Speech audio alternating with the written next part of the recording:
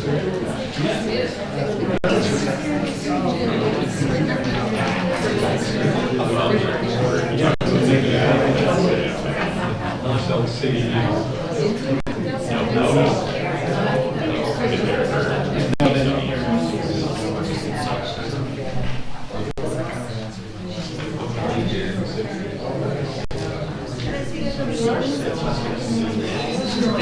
thought about it.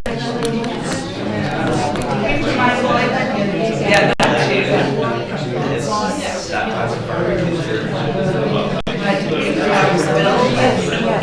too. Good evening, everyone. Yeah, we did it. Oh, no worries. Counselor, I got like an eye. Oh, no.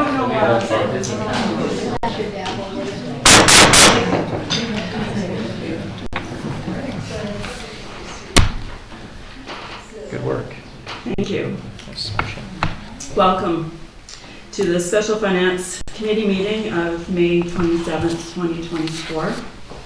I acknowledge the Sianu and Sauk First Nations on whose land we live, work, and play. This acknowledgement is only one small part of supporting Indigenous communities as we continue each day to listen, learn, and act to support truth and reconciliation. Please be sure to keep your cell phones turned off during the meeting. There will be two meetings this evening, the finance meeting, the special finance meeting, it's not our regular one, followed by the council meeting. There will be public participation at each meeting specific to that particular meeting. Committee, there's an agenda before you. Are there any additions or approvals or changes? I move approval. Moved by Councillor Schuven, seconded by Mayor Little. All in favor? Carried. Thank you. Public participation. Anyone in the community that would like to speak at the mic, please state your name and street in which you live. And when you speak at the mic, I ask that you be respectful in your presentation of yourself to our council, our staff, and the people in the gallery this evening.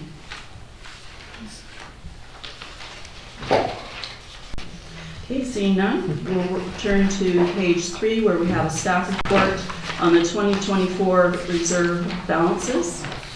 We have a presentation this evening from our accountant, Mr. Sam Weller. If you'd like to step forward, please. Welcome. Thank you.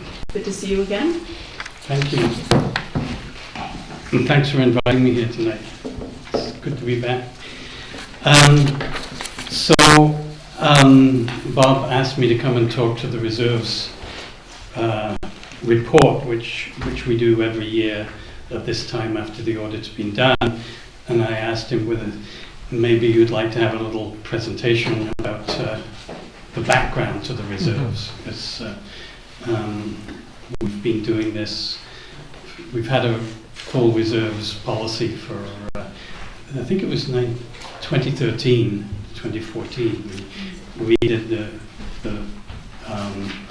bylaw and promised to do a presentation once a year on the status of the reserve. So I've got 10 slides here. It should take 10 minutes, but if you've got any questions, just stop me. And this is, some of these slides came from a few years ago. So I'm going to talk about what reserves are, why we need them, and do we have enough. So last meeting, I think you looked at the financial statements, and I don't know how many of you can really read the financial statements, but there's some numbers there that, you can think of Metchosen's financial balance sheet in terms of the millions that are there. So we've got financial assets of 23 million. We owe 4 million of that to other people. We've got $36 million of capital assets. That's the depreciated value of the capital assets. And that gives $55 million. The net worth of Metchosen is 55 million. So it's not called net worth, it's called accumulated surplus according to the auditors, but you can think of it in terms of most people understand their own net worth. Looking at that slightly differently, this is Machosen's net worth. The green part is the capital assets that we have, the roads, the buildings, the vehicles and so on. We own all of those outright, so they are, they're more like, your, in terms of your own net worth, like your house, right? And then the portion that's in red there are the assets that are held in mostly in cash, and those are the ones that represent the reserves that we have. So I looked up a couple of definitions of reserves, and there's different definitions for accountants and for regular people. And so I tried to come up with something that is understandable. So reserves are like savings accounts, accumulation of funds for future purposes. Another definition, reserves are funds that are kept aside to pay for things in the future. So you might not think of yourselves as having reserves, but most of us have a retirement fund. We put money aside for retirement. We put money aside for our kids' education. We put money aside for a rainy day. Those are the sort of, those are the reserves that people have.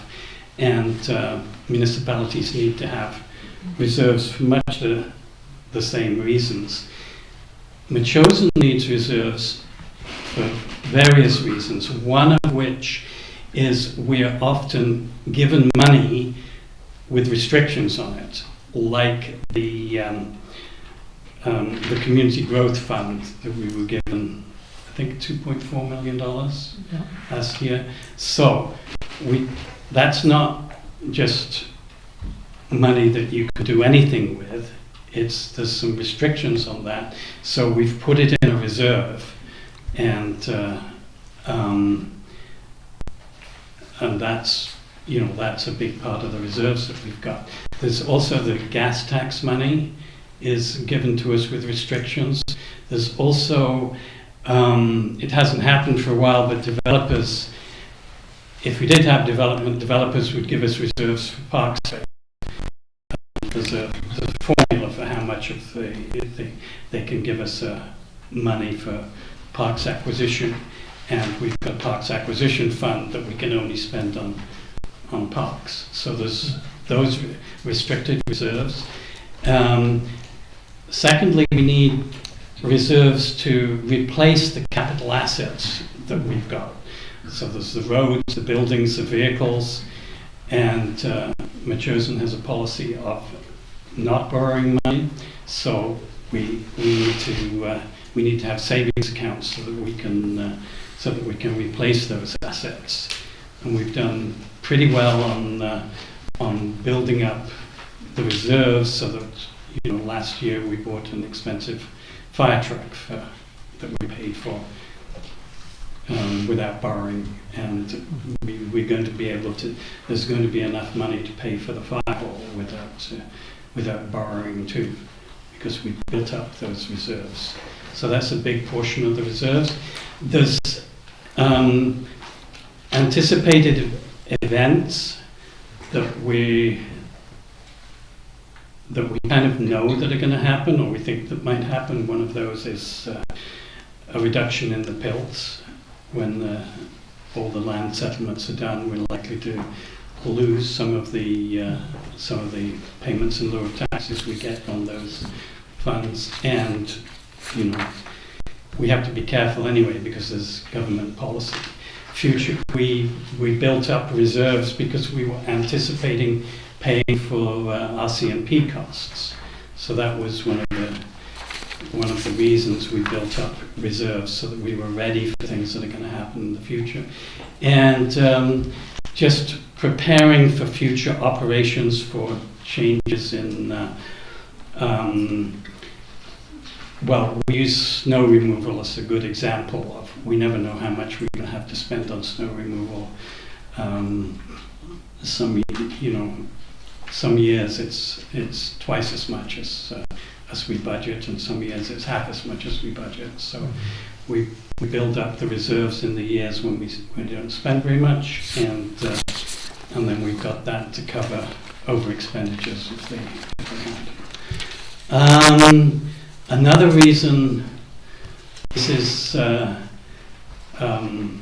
debt.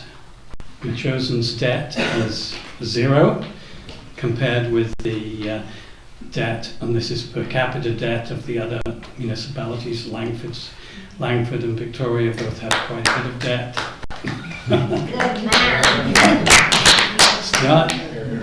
It's not me, but the only thing I did is I told council a few years ago, if you want to be, you don't want to borrow, you have to have reserves.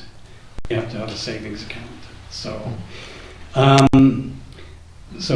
that you've made that work, and it can still work into the future. So, the other reason that Metchosin needs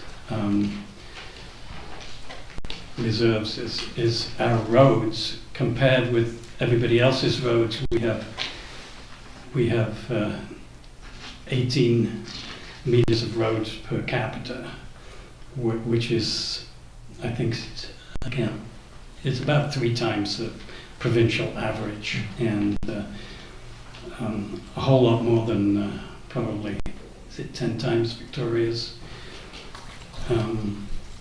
roads. So we've got a lot of roads, and they're going to be expensive going into the future. So, do we have enough reserves? That's a question. It looks kind of like it's there's a lot of money in reserves, but actually, when you look at our reserves per capita, and I've taken 2022 as the year that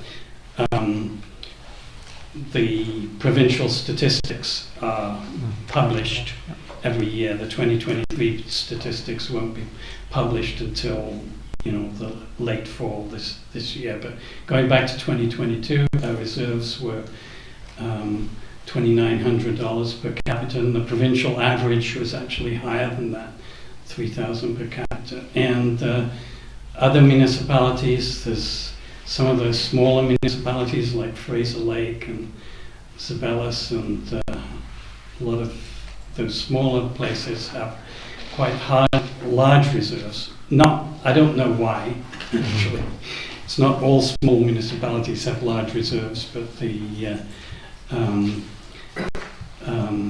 but they do. And then there's larger places like Burnaby has huge reserves into the billions, and that's at about $10,000 per capita. And the lowest in the province is Good Neighbours. But that's their policy, and that's the way they go about things. They like to obviously to use up all their reserves and before they borrow.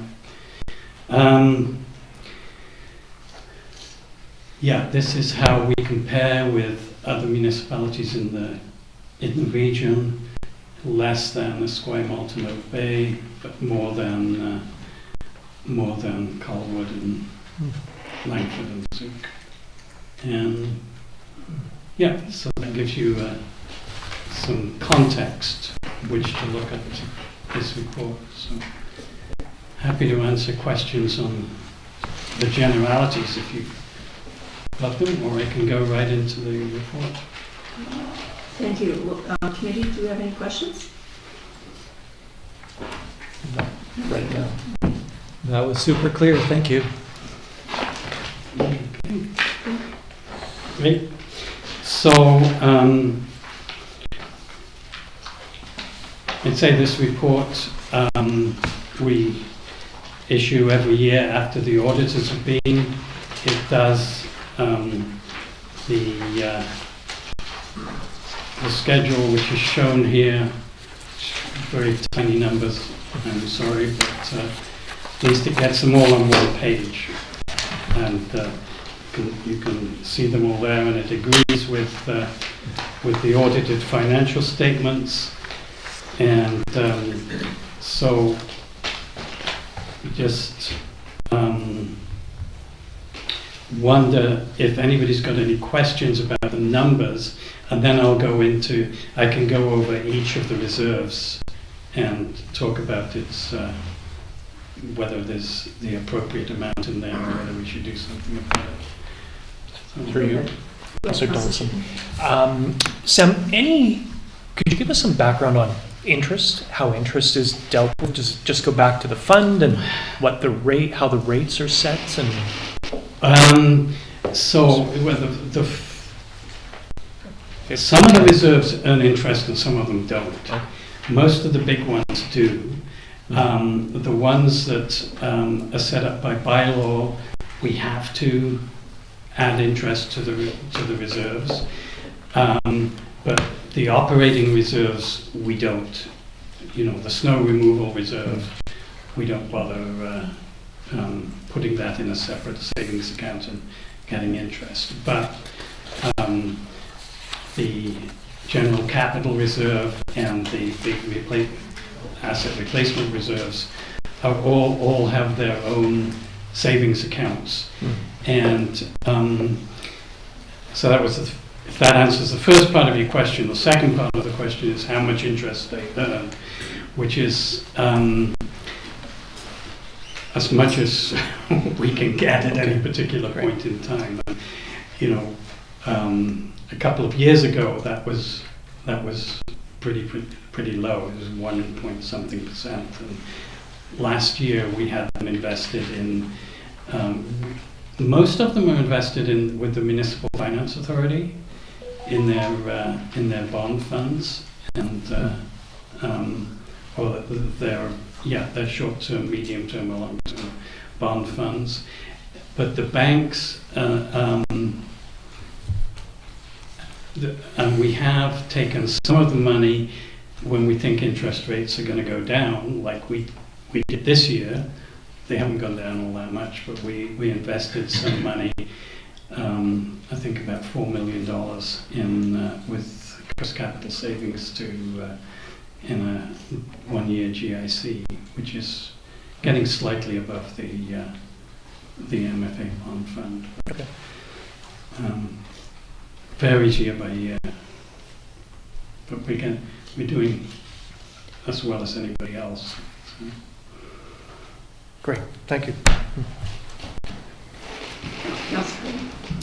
Yeah, through the chair. Sam, I sent a note earlier today just about a couple of numbers here that I was curious to know a bit more about.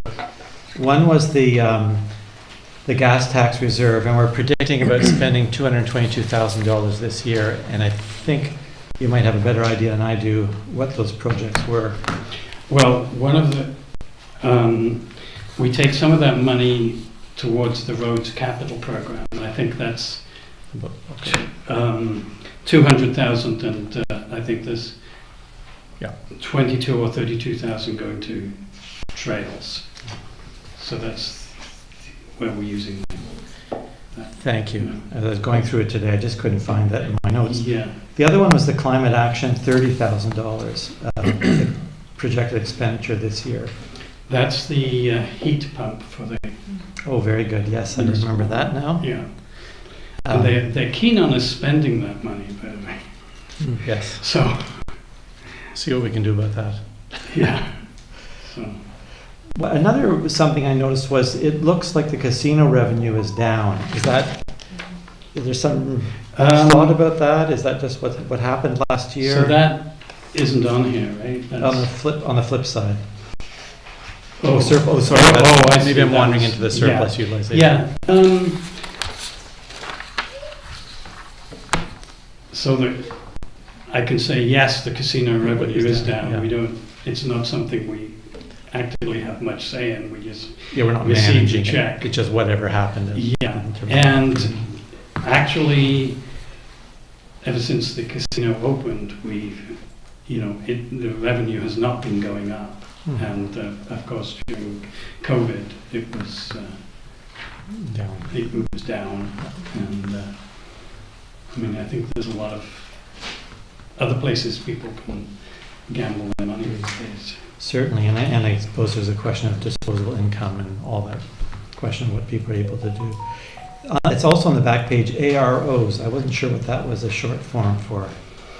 That's asset retirement obligations. And that's a new accounting standard where we have to recognize the liability that we have for any of our assets that will cost us money to dispose of.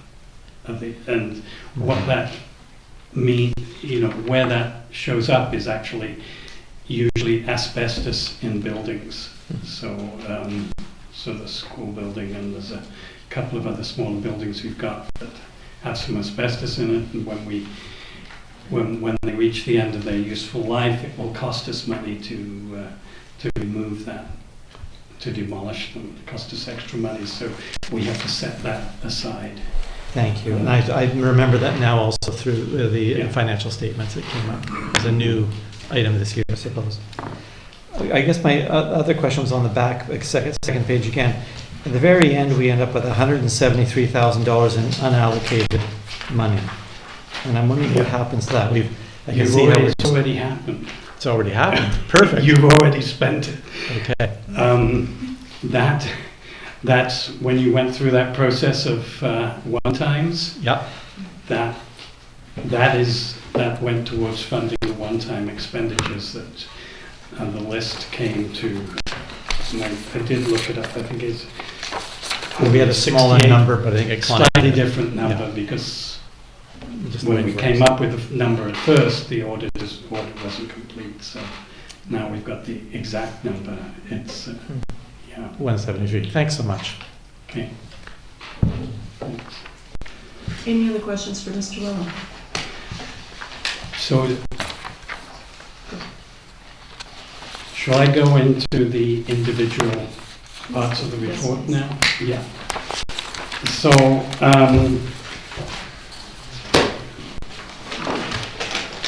the report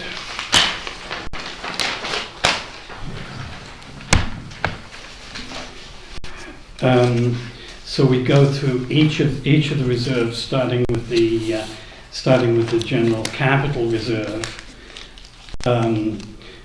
which has $1.1 million in it now, which is back to about the level the minimum level we wanted it to be.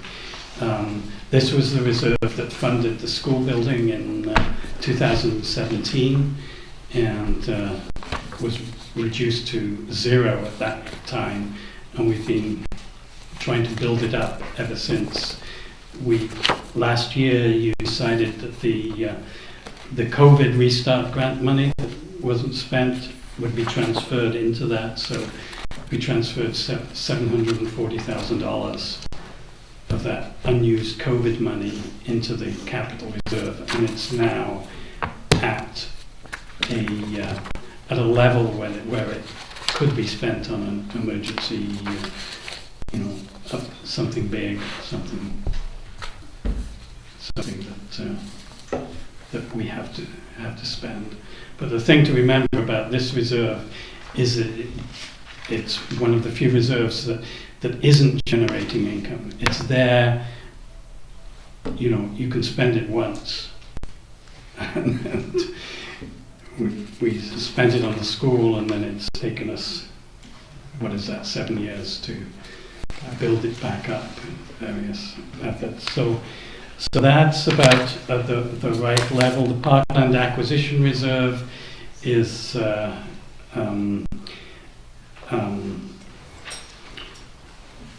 fine. That doesn't change much from one year to the next. There's no development going on. There's nobody giving us any money to put into that reserve. The gas tax money, the gas tax reserve is up and down, but it is at a reasonable level.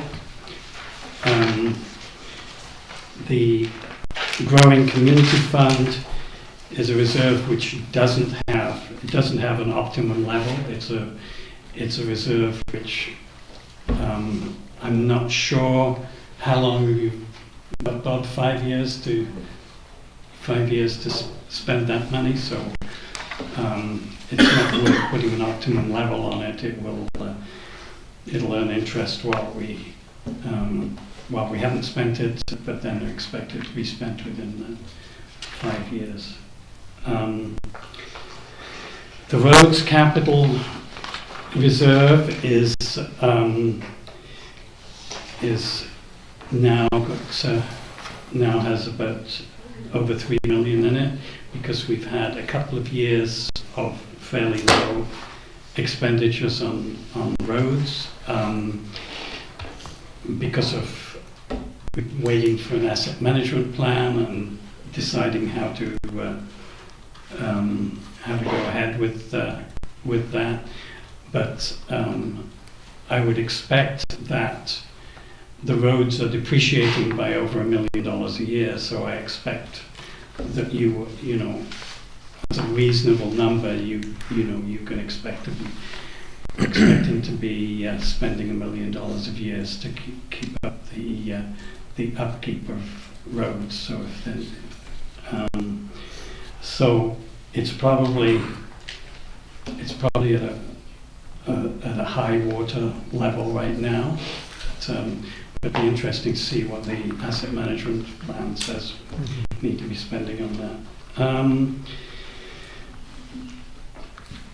We've had recent expenditures out of the fire vehicle replacement reserve and the public works vehicle replacement reserve, so they will be on a low ebb right now, and we'll build up those funds for the next purchases. So they're kind of a reserve where, you know, we don't want it to be, you know, I don't know how much the next fire truck is going to cost.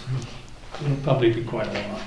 So we don't want to keep it at that level, but we want to get it up to that level pretty quickly, and then hopefully, you know, and then maybe spend it all, and so will tend to go up and down. So the level of that reserve will go up and down all the time. But I don't think there's anything we really need to do about the levels of those reserves. The building replacement reserve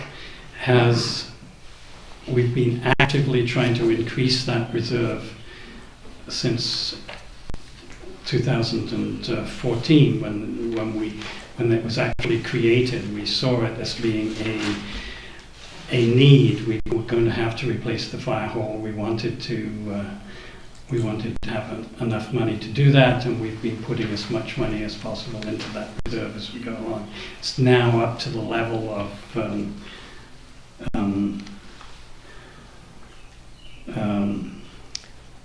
3 million, and we'll be putting money in again this year. So hopefully there'll be enough money to pay for the fire hall when it's built. And we're recommending, I think, we're recommending that the optimum level be increased to $4 million on that reserve, that we don't want to stop at 3 million.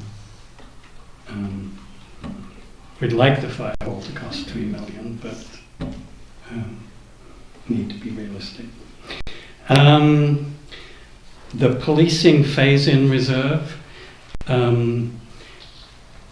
it's interesting that we actually didn't need to take any money out of that reserve in 2023, because we took too much money out in 2022, and the RCMP have not been able to keep their staff numbers up, which is, in a way, it's a shame for policing, but in another way, we don't have to pay for officers that are not there. So our costs were down last year, down less than budgeted. So we still have $1 million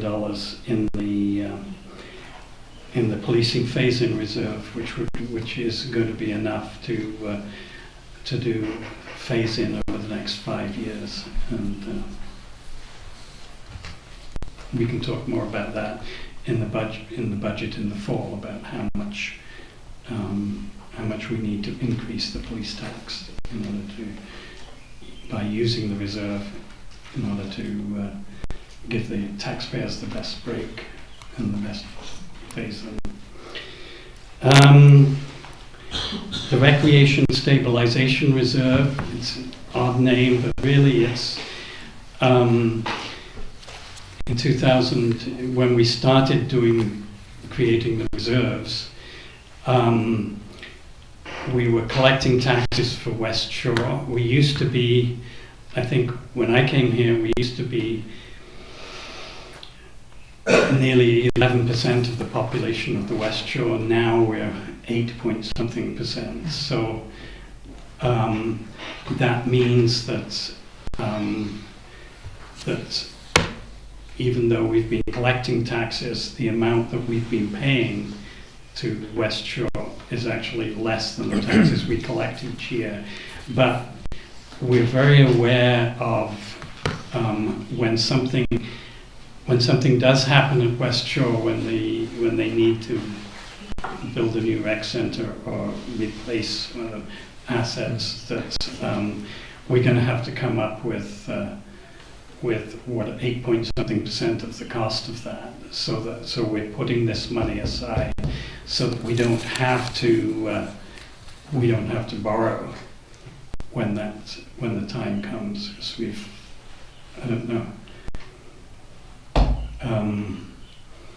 we have been asked before to go into debt to fund the sports stadium at West Shore, and the council were not willing to do that, and eventually Langford went ahead and built the stadium on their property rather than on Wandafuka. But that was a bullet we dodged. So we're aware that at some point we're going to have to contribute some capital funding to West Shore, and that's where this reserve comes in, and we're recommending that the optimum level of that reserve be increased to $2 million because of the current cost of people are talking about of recreation buildings. It's huge. The revenue shortfall reserve, we've added quite a bit to that this year. We had a good year for interest income. I think it was over 5% we earned last year, which was quite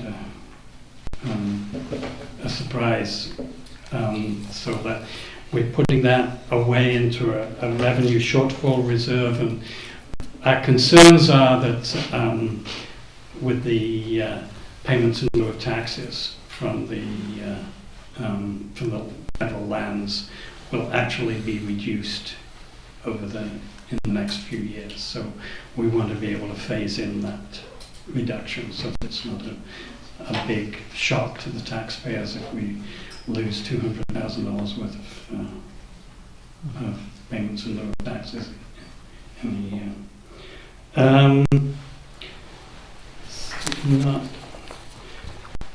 Public Works Efficiency Reserve is growing again, but we have used that money in the past to build the works yard and the salt shed, and when we spend that money, it's often hundreds of thousands at a time. So for right now, I think that would be okay to be. It is over the optimal level, I think. But I wouldn't recommend any action at this time. And the only other thing, I think, the admin staffing reserve, we because of the way we funded the CAO position for half a year, and then didn't hire a CAO till 2024. There was a little bit of extra money there which we can use this year and then use it up. I don't see that being an ongoing reserve, just to get us through 2024. So a recommendation is that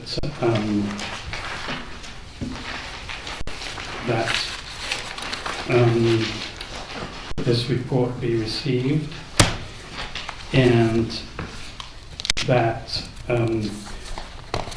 the building stabilization or the building replacement reserve be optimum level be increased to 4 million. The recreation stabilization reserve be increased, the optimum level increased to 2 million. The revenue shortfall reserve be increased to 500,000 optimum level, and that the transfers of the 2023 surplus be allocated to reserves as is shown in the report.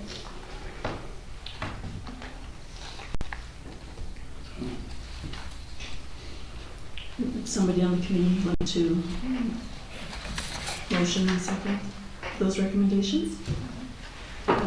Motioned by Mayor Little, second by Councillor Schuken. Any questions or comments? Mayor Little.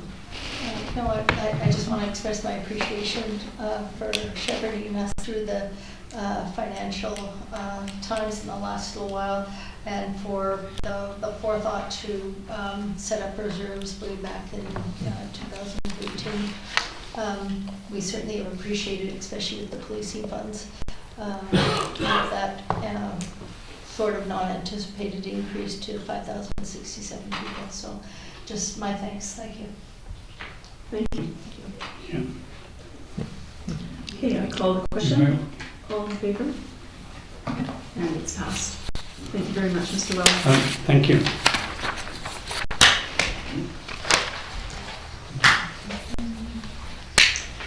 So that is it for this special finance meeting. I ask for a move to adjourn, please. Moved by Mayor Little, second by Councillor Schuken. All in favor? Very thank you.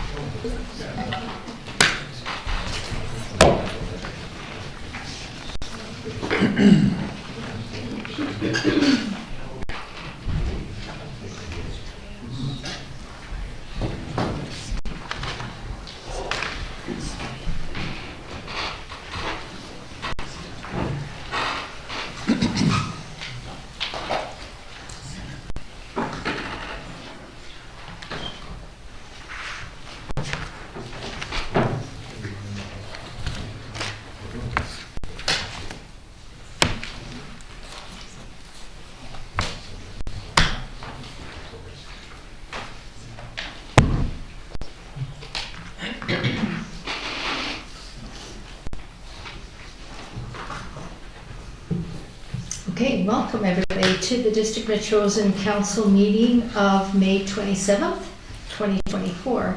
Thank you, Councillor Donaldson, for the territorial acknowledgement. Before we begin, I'd like to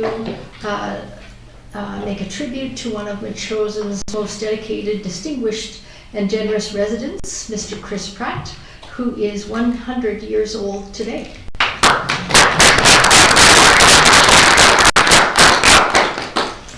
Chris was born on this day in 1924, and the family moved to Metchosin just before Chris's first birthday. This was a time when Whitty's, The Weirs, the Helgesons, all the Metchosin pioneer families were all active farmers. As a young man, Chris joined the Navy, and he was part of the first intake of the naval cadets at Royal Roads in 1942. Upon graduation, Chris was deployed as a midshipman on the HMS Anson, which was a battleship stationed near the Orkney Islands. According to Chris's biography, the Anson was tasked with protecting the wartime convoys bound for Murmansk in Russia. Following the war, Chris continued with the Navy, serving our country in many roles for 36 years. He retired with the rank of captain and was presented with the Order of Military Merit. As you can imagine, Chris has traveled extensively and held many interesting roles. Among those was a 2-year stint with the administration of the Metropolitan Opera in New York City. It was when he left that job that in 1983 he was able to return and settle in Metchosin. We're all blessed with the benefits of Chris's dedication to the community. He's been involved in Metchosin in many ways, at the Museum Society, the Parks and Trails Committee, the Heritage Advisory Committee, and he is currently a member of the Healthy Communities Advisory Committee. He has helped us understand our ecosystem by involvement with Metchosin Biodiversity Project and the Metchosin Foundation, of which he's a founding member and past chair. Chris has a long-standing association with Pearson College, hosting and getting to know many of the students from around the world. Chris has 4 children, 7 grandchildren, and I understand that many of his family and friends were able to gather over the weekend to celebrate his birthday. On behalf of council and the district, I want to pass on my very warm 100th birthday celebrations to Chris. Thank you.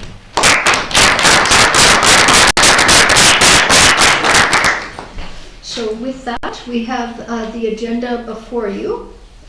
We have numerous correspondence for 7A and 7B. These are the pink items on your table, so we'll put them in with 7A and 7B.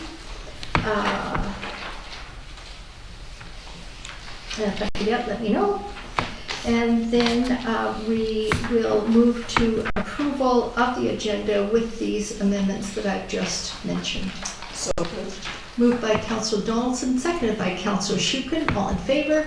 Opposed? Carried. Thank you. And presentations. I would like to welcome Chad Pakolik, the Logic Lead Disaster Risk Reduction Climate Adaptation Project. Thank you. Welcome, Chad. Thank you very much. Thanks for having me tonight. Pleasure to be here. I'm going to talk about, as you mentioned, Disaster Risk Reduction Climate Adaptation, a new project that is starting with the district. I'm with Logic Lead Consulting. We're a disaster risk management firm local here. I reside and work on the lands of the Sonic people. Happy to do so and continue to learn from them. I'm going to do a bit of I'll call it an orientation of sort around disaster risk reduction and then get into the project itself tonight. There are no necessarily actions required. It's just for information for you today. I'm going to start with the one question quiz because I'm a jerk like that. So how many natural disasters do you think there were in British Columbia last year, 2023, just in the province? I made it a little bit easier. It's a multiple choice. Gallery, you can get involved if you want. And really it just starts with A, none, and then in increments of 5 all the way up to 16 or more. Give you a second to consider that.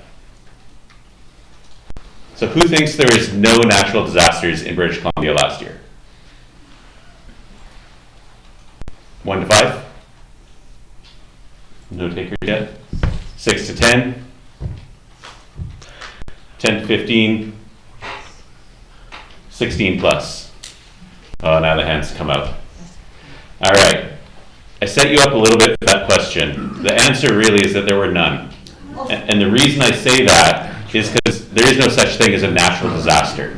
Disasters are a result of the decisions that we make and the ways that we develop and continue to develop. So it is a bit of a play on words and wordsmithing, but I do think the words that we use are really important, especially when it comes to talking about disasters. This is a conversation that's been going on since 1976 of trying to get out of the use of the word natural disaster. I encourage you as elected officials for the district to continue that movement. If you want to negotiate with me and figure out why I believe that so strongly afterwards, I can talk to you till you blue in the face about why there's no such thing as a natural disaster. So again, it's this idea that disasters are a result. They're a result of where we develop, of how we develop, what we build with, where we build, all of those things that go into creating the societies and the communities that we have before us. So when I talk about disaster risk, what the heck am I talking about then?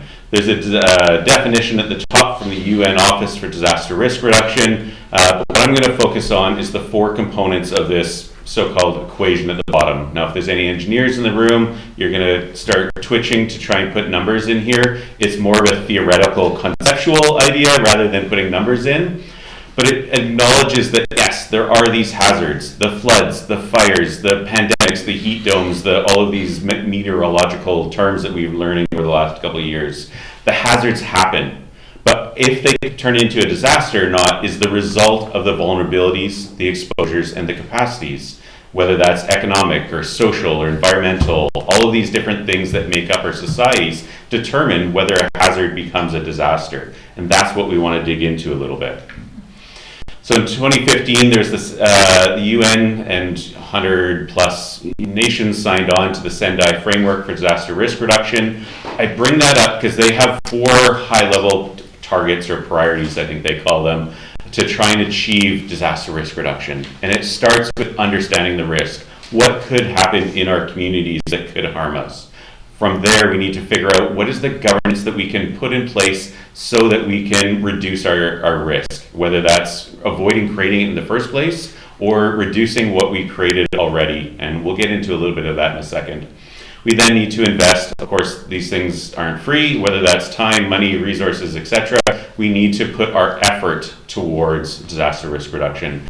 And then we need to be able to enhance our preparedness and build back better. So we want to just put like for like. If we know that it happened once, it would probably happen again if that same disaster happened. So we want to try and make sure that we're improving each time a disaster happens. We learn from it and we make sure that we don't make those mistakes again. The climate adaptation side of this really acknowledges that, as we all know, climate change is already happening, it's already impacting us, it's already having devastating results, and it's going to continue to get worse. Even if we make all the changes that we know that we need to, some of those changes are already baked into the system. So how do we deal with that? How do we cope with the impacts of what our climate is going to present to us? And how do we reduce our contributions as a municipality, as a community, as a society to climate change so that we're not making things worse for ourselves and for the future generations. Disaster risk management, really 3 key pieces to that as a kind of way of approaching it. The first, again, I mentioned, avoid creating new risks. We don't want to continue to make the decisions that will put future people, buildings, society at risk. So we want to avoid creating that new. We want to reduce the existing risk that has already been created, either intentionally or not. We have better information now what we should do, so we can make those changes. And there's all kinds of funding streams. I heard about some of them in the past presentation, that work is already ongoing with that. And then manage the residual risk. We're never going to get to a point as a society where we have zero risk. That's just not a reality. And that's where the emergency program comes in to try and pick up the pieces, if you will, when something happens and help people get through that emergency. Yeah, I'll stop there. So, the project itself, I'll jump into here. It's led out of the emergency program. It's funded by the Union of British Columbia Municipalities through the Community Emergency Preparedness Fund. They have a stream specifically for disaster risk reduction and climate adaptation. The project is designed to span all 4 of those Sendai priorities so that we're trying to tackle as many of them as possible and get as far forward as we can. The project itself is broken into 4 components. The first is a risk assessment, and that's probably going to be the bulk of the work to really understand those 4 components of disaster: the hazards, the vulnerabilities, the exposures, and the capacities. Previously, risk assessments They were very narrow, I would say, in their approach. They'd look at a hazard, what was the probability of that happening, and what would be the consequence if it did happen. And that was kind of the end of it. It was a little bit of a mathematical equation, and we went along. Now, the general practice in the industry is expanding. We're acknowledging all of those different components of risk. We need to put that into our risk assessment so that we know what are the things that could cause damage against the result of our decisions. So what has those results been? Once we have that information, we can then start putting together some of the strategies. What can we do about our level of disaster risk? We now know what could happen. What can we do about it is that second piece. Thirdly is community engagement. Throughout the project, we will engage with staff. I anticipate we'll probably be coming back to council at some point and providing you with information and engaging with the community as well to try and gather the information. As well, we're going to basically provide a bit of a roadmap and a program that we can continue to engage with the public, continue to provide education and awareness of what does climate change mean for Metchosin. What are the climate risks for Metchosin? What are the disasters risks that could happen so that we can all as a society and an all of society approach try and reduce our risks.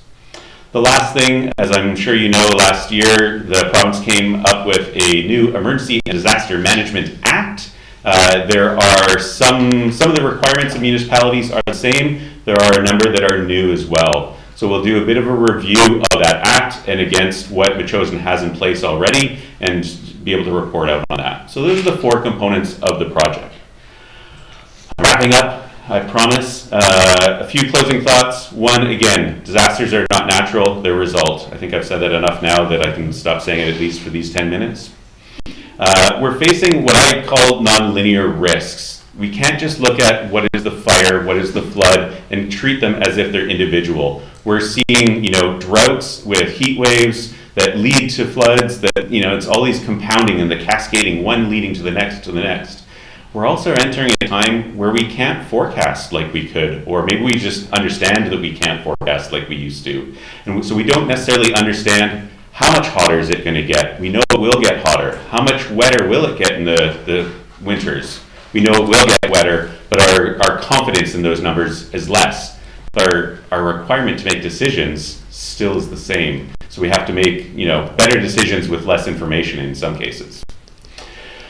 The fact that approaching disaster risk reduction cannot and should not be a solitary endeavor. As much as I'd love to sit here and tell you that Metchosin can do it alone and you don't need any help, it's much bigger than any one organization, one level of government, one community. It requires the work of many. And so whether that's advocating to different levels of government, taking action yourselves, educating the community, engaging with the community, making sure that they're prepared and know what they need to do. So there's lots of different moving pieces. It really is a team sport in this case. Like pretty much every other one of the big social issues these days, there's an urgency of action. We need to try and get ahead of the ball. We're already behind it. We've seen that through the floods, the fires, the heat waves, and all the impacts that those have had in the recent times. So we do need to act with a sense of urgency. And I know that's a bit of a broken record right now with pretty much every issue that's put in front of you, I'm sure. My last slide. Just a reminder that this disaster risk reduction climate adaptation, sorry for my abbreviations, project, it's meant to ground and provide the foundations for municipalities to move forward. It will build upon, we're aware of the climate action plan that was put in place last year, so we'll build on that. We're not going to obviously duplicate. We want to make sure that those efforts are raised and moved forward. We'll be engaging with staff and the community, and you're going to hear from me again in front of you with hopefully some more data and information near the end of this project. Again, nothing required of you at this point other than to receive for information. I appreciate your time. Available, obviously, for questions if you have any you want to clarify. Okay. Thank you. Great, thank you very much. So Council, do you have any questions for Chad? Councilor Shuka. Thanks for your presentation, Chad. The timelines, and could you give a sense of what you're going to deliver at the end of the day? Yeah. So first timeline, targeting, it'll be this fall. I don't have a hard timeline. We're still scoping a little bit of it. I would estimate September, October is my guess at this point, but I want to put myself on that too heavily yet. The deliverables, there will be a written community risk assessment that is put together. There will be a number of the disaster risk reduction strategies. So basically a menu of options of what we can do as a community to reduce our risks. The engagement, there'll be a number of sessions that are put forward. We'll do some piloting with some of the things that we're proposing to engage with the public, and then a program, like I say, a bit of a roadmap of here's how you can move forward and continue it. In terms of the review against the legislation, I would anticipate it being a report and a bit of a summary of kind of here's where we stand. Yeah. Does that make sense? Yep. Awesome. Great. Councillor Rapp? You kind of answered some of that, but I just wondered how you're going about identifying the risks in tourism specifically. Yeah, that's a great question. And so what I would say is we will probably focus less on the hazards itself and identifying the exact, the geoengineering of how much the flood levels, et cetera, like that. And we'll focus more on getting into the details of the vulnerabilities. Some of that will be looking at statistics and Stats Canada and whatever information we can draw. But we'll also be relying heavily on engagement with staff in the community to understand their lived experience and be able to put that into the analysis. It's an evolving art form, I'll say, of community risk assessments, because we're moving away as an industry from quantitative, scientific, not even scientific, engineering terms of a 1 in 100 flood or something like that, more to a lot of these qualitative features and functions of society. So there aren't necessarily best practices of how do we quantify that. What I will say is all of our team are involved with a provincial risk assessment that's currently going on, where they are redefining how the province is doing risk assessments, and will in turn be pushing that down to the local authorities of what the expectations and the tools that are available for them to do it. So it is a bit of a leading edge approach. And it's difficult to say exactly what we'll be doing, other than trying to pull some of those statistics and lean on some of those best practices that exist already. So I dodged the question a little bit, but not meaningfully. Okay, anybody else? We've been told in Metchosin that our biggest risk, we've been told by climate scientists that our biggest risk in Metchosin is fire. And so with some of the data that you're able to provide and some of the good work that the fire chief is doing as well will help us make a case when we're going out and applying for grants for infrastructure such as water to the neighborhoods that are going dry. And so we're looking forward to your report. Yeah, absolutely. If you allow me, one other thing that I'd say is, I always say it's regardless of which community I'm in, the biggest risk, I think, is an unprepared public. If we can get the public to be more prepared, then that allows the municipality the time to bolster the resources and the response. In terms of a hazard, though, I think you're probably right. Yeah. Okay. Thank you. Councillor Gray. Chad, thanks for that, and thanks for the work that you're doing. You may have seen the report, I guess it was late last week, out of the federal government talking about things like biodiversity collapse within 8 years. I think municipal governments will be gone in 9 years or something like that. Just everything's going to fall apart. What are you thinking about those kinds of things? I mean, I guess we're preparing for the unknowns, but it sounds pretty horrible. There's some pretty bleak projections coming out, aren't there? And I think, for me, what that falls into is what's being described as systemic risks.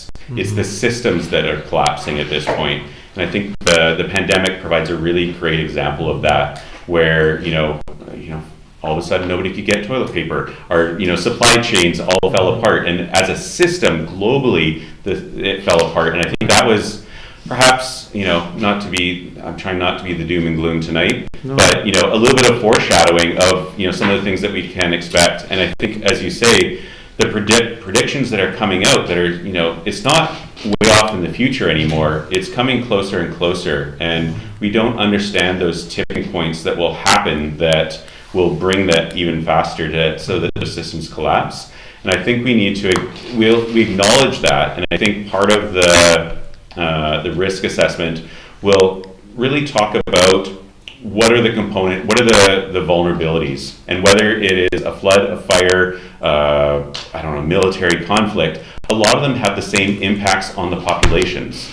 So what can we do? Because in my opinion, I think a municipality has more ability to change the vulnerabilities, the exposures, and the capacities than they do than they can impact the hazards. Now, there's exceptions to that, obviously. That's where the risk assessment will really focus on those components of how can we really understand that, so that whatever gets thrown at us in terms of a hazard or a system collapsing, we have a knowledge and understanding so we can go, I know this. We can put the plans in place and figure out what to do. Okay. And I'd be remiss if I didn't acknowledge our fire chief for doing all the good work so far in helping us getting fuel off the ground and removed from our properties, preparing our constituents in recognizing that there are significant risks going forward. And with that, I just wanted to know, Fire Chief Dunlop, did you want to add anything to this? Thank you, Chad, for coming out. No? Okay, with thanks. Okay, with that, thank you very much. Thank you. You're welcome to stay for the entire night, but you don't have to. Thank you.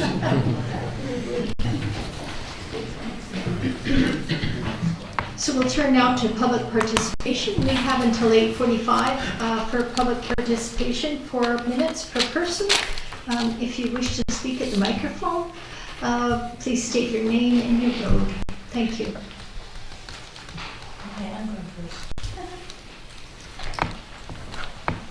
Hi, I'm Sherry Davies. I live on Neil Road. First of all, I'd like to thank the mayor for having her tea that she has. I think it's once a month that you have it. Yes.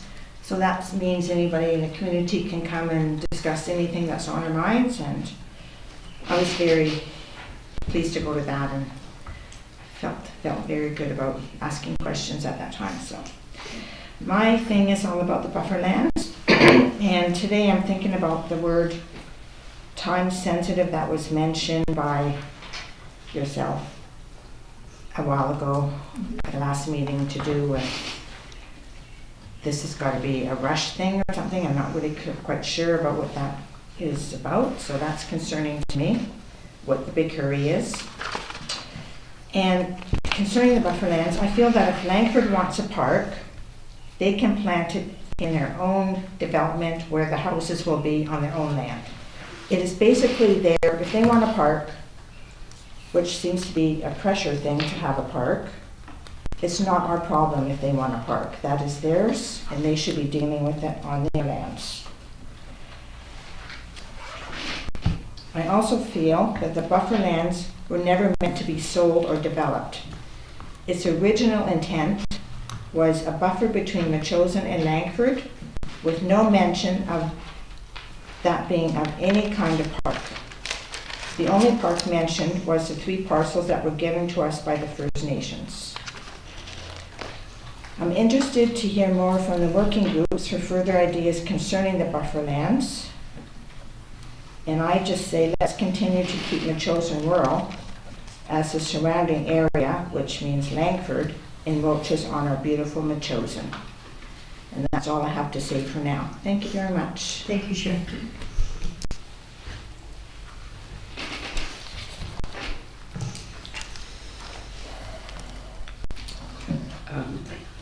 Mayor and Council, excuse me, Chris Moore, 4545 William Head Road. I'd like to speak briefly to 2 items on the supplemental agenda. First, to continue, the previous speaker relates to the discussion regarding our buffer lands. I'd like to say at the outset that I firmly believe that Avril Yoakum is correct and that there is no rush in its resolution. However, if the political will is to move directly towards negotiations with the CRD, excluding a sale, of course, then one would ask that the district simultaneously explores options with other potential partners. Like, for example, as we pointed out, federal funding sources, they've already been identified, or possibly BC Parks, as they've already stepped up to the table in the contents of the Bilston Creek corridor. That would just kind of be logical. Please keep these options open for discussion and particularly for action when the time is right, before we bed down with the CRD and possibly regret it. Item 1, how are we doing? Okay. Go ahead. Item 2, the second bit is from the very interesting item on the agenda, biosolids. Having little prior knowledge on the subject, virtually none, even though I spent some 27 years as a local organic farmer, I read the material as provided by the CRD, and I knew I needed some professional input. Typically, classic Metchosin, we are fortunate, as we often are, to have local access to a highly regarded chemical engineer who more than fills the bill. Known to you as Wesley Johnson. Wes has spanned a 40-year professional career in chemical engineering on an international basis. At my request, he reviewed the CRD info, and he had a number of rather pertinent questions. First off, for example, what are the qualifications of the authors of this report? I.e., are there any engineers involved in this? And he generally expressed concern significantly over missing information and a number of other aspects. With the response from Wes, I immediately went to Google and was somewhat dismayed and shocked with what I found there. Endless, absolutely endless scientific articles and reports about the unknowns of applying biosolids, and not just to agricultural land, but land in general. A number of these recent articles were published by very, very reputable sources, and they are recent. For example, The Guardian, even the U.S. Environmental Protection Agency, and the list goes on. One interesting and very local publication caught my eye in the Times Colonist, and is dated March 21st in this year, and is referring to a lawsuit in the U.S. Company behind CRD Biosolids sued in the United States over health issues and animal deaths. This is before the highest court in the United States of America, and it involves a fair number, very large number of farmers in Texas, and also, where's the other state? I don't know, but this is worth a read. And I have a copy for each of you in case you missed it. I've certainly never saw it before. But anyway, it's the same outfit that's looking at Hartford. And I think that should raise huge flags. Okay, if the local aerial spraying wasn't the living end, this potential application of biosolids is akin to the end of the living, at least for what we know about it at this point in time. And if it's applied within our jurisdiction, it could be the final straw of our agriculture community, albeit it could take time. But there's an opportunity here. And that's to ban outright the use of this product within Metchosin, and to get some press coverage on this as to your stand. We've just spent $40,000 on an agriculture plan, pretty good one, I think. And this would be a great ploy, and you can get the coverage. The two people who wrote this for the TC, they were the players that got our 2-year effort to bring back our calls to have some political influence, because nothing was happening until they published their front page story on it. These are good journalists, and it's quite evident in this article We're fortunate to have them. But if you can get that, and I know you can get this kind of press coverage, it would be a easy, no expense, ploy to enhance and promote our agriculture products. Food that comes from here, whether it be livestock or produce, has not been subjected to this stuff, providing it's grown here. Anyway, and as I said, the authors of this article, which I will now leave with you, have served us exceedingly well previously. So, Thanks, Chris. Councillor Gray, would you pass those? Oh, and one for Bob.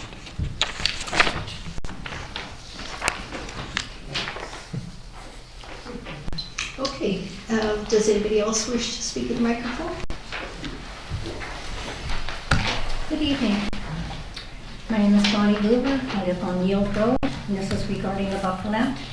First of all, I would like to commend, acknowledge, and thank Councillor Donaldson for standing up for her constituents. I also thank Councillor Shukin for giving me the opportunity to speak at the Community Planning Committee meeting of May 13th. You all need to know there's a lot of deja vu 2021 happening right now. Lots of rumors, increasing anger, etc. Moving along, regarding the motion that is coming forward tonight, there are 7 important points that need to be considered when each of you apply your vote to go forward with the CRD. I would like to think there are no foregone conclusions. I would like to believe this is as stated, to discuss the disposition and management of the bufferland. So my questions to you all are, number 1, am I upholding the 2017 land swap referendum? Number 2, am I willing to diminish the lands held in the chosen by once again changing the municipal boundaries? Number 3, am I in favor of protecting the adjoining property owners, particularly in the South Lobe, from the urban sprawl and its many challenges? Am I willing to support costs for fencing or whatever is required to do this? Fencing would prohibit animal movement. Number 4, am I in favor of protecting the flora and fauna, some red listed, as well as all aspects of an ecological conservation area? Number 5, am I willing to accept the added costs of policing and fire protection? I've spoken of the risk before. Please keep in mind that as a regional park, the bufferland would be included on the CRD's website, opening the floodgates for even more risk. Number 6, am I willing to accept the risk that the CRD could flip, sell this land and provide housing right in our bufferland? Number 7, do I believe that the bufferland working group recommendations have been thoroughly assessed and fact-finding that the CRD is the right step to follow? As a bufferland working group member, discussing anything with the CRD was discouraged, but personally I think it would have been better at that level, of course no monetary factors involved, rather than at the political arena. I do not believe phases 1 to 4 have been adequately researched and adjudicated before taking the last resort option. Lastly, residents did not agree to a sale to the CRD in October of 2021. Petition of 550 approximate residents, that's about 10%, approved that. And our residents are passionate about the rural lifestyle here, and we want to protect this precious natural area. I understand this is a time-sensitive issue, as mentioned at the May 13th committee meeting. Is it the time sensitivity, or is it the staff and council wanting to take what they think may be the easiest route to complete an election promise of doing something, anything, with the bufferland? Thank you. Thank you. Anybody else wish to speak?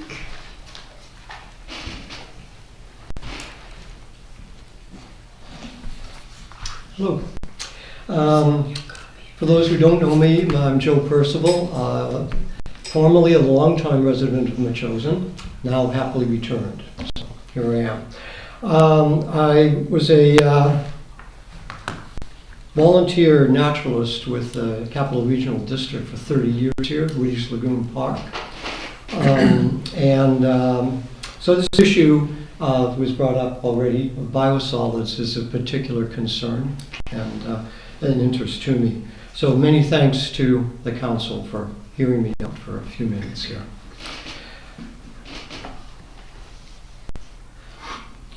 Okay, I'd like to begin with a quote. It's just a short description of the precautionary principle.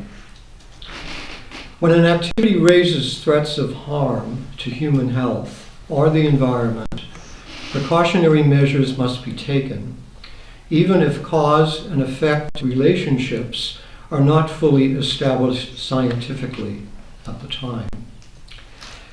The core tenets of the precautionary principle are to take preventive action when uncertain, shift the burden of proof to proponents, explore alternatives to harmful actions, and require public participation in any decisions. Well, the biosolid issue is certainly becoming ever more present in all of our media that we have. The Times Colonist has covered it, the Goldstream Gazette, local radio, a lot of concerns being shown. The CRD is requesting at this stage public input into the first few weeks of June, I believe, at this stage, regarding this serious concern, and wishing to see how people feel about the increasing tonnage of sewage, sludge, essentially, that we are dealing with now because of our treatment system. Meanwhile, the CRD actually amended its original position, which was to not allow any spread of biosolids on any land in the region of Capital Regional District, that being agricultural or forestry land, recreational land, etc. They amended that act and have been spreading it at Heartland Road, as many of you may be aware. And it's so-called as a temporary measure until the details can be worked out further. Not surprisingly, many Saanich individuals, many residents of that community nearer to the Heartland dump, many farmers, supporters of the local food security, and stream keepers, and also, in addition, the Bouchard Gardens themselves have shown serious concern and raised their voices about their personal concerns about this. The CRD has contracted the corporate giant Sinagro to actually organize, manage, administer the biosolid situation for the Capital Regional District. Yet, in Texas at this very time, there are a number of lawsuits being launched against Sinagro by local citizens in the area of where the biosolid situation has come to a head. Farmers in particular, many of whom have lost livestock, and likewise families have been sickened in proximity to biosolids. So we have that ongoing in the courts, and to my knowledge, the last that I heard, the regional district had not formally requested any further explanation or details from Sinagro as to what is actually happening in Texas. And it seems to me that should be something definitely on the agenda for the regional district. You've got about 20 seconds left. I'm sorry? You've got about 20 seconds left. Oh, okay. All right. My wife and I have friends on the Olympic Peninsula, part of the Environmental Council over there. They've been struggling with the same issues. Likewise, we are at this time facing a potentially extremely serious threat to all life, human and non-human, through the usage of biosolids. So I please ask that the precautionary would be principle, be taken seriously, and be advocated for by the Council of Metchosin in order to do what the best we can to preserve the lands that we all love here in Metchosin. Thank you. Thank you. Anybody else wish to speak at public participation?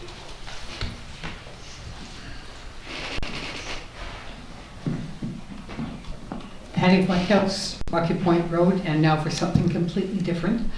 I want to make a sort of comment on the salubrious effects of living in a rural community and being active in it. Mayor Little, you gave a very nice tribute to our most recent centenarian, Chris Pratt, who is still active in the community in many different ways. And I had the joy and pleasure of attending the 100th birthday party of Bob McMinn in the Highlands, first mayor of Highlands, also still very active in the community. So if you want to live to be 100, live in a rural community and take part in it. Anybody else wish to speak? Hi, Beth Bacon, Metchosin resident. I'd like to talk on items 7A and 7B, and I've sent submissions in, so I'll just summarize what I'm asking of you. On the buffer lands, the two biggest problems I see are the possible intrusion, misuse, or overuse by the burgeoning population along our Langford border, and all the unknowns about the retention pond.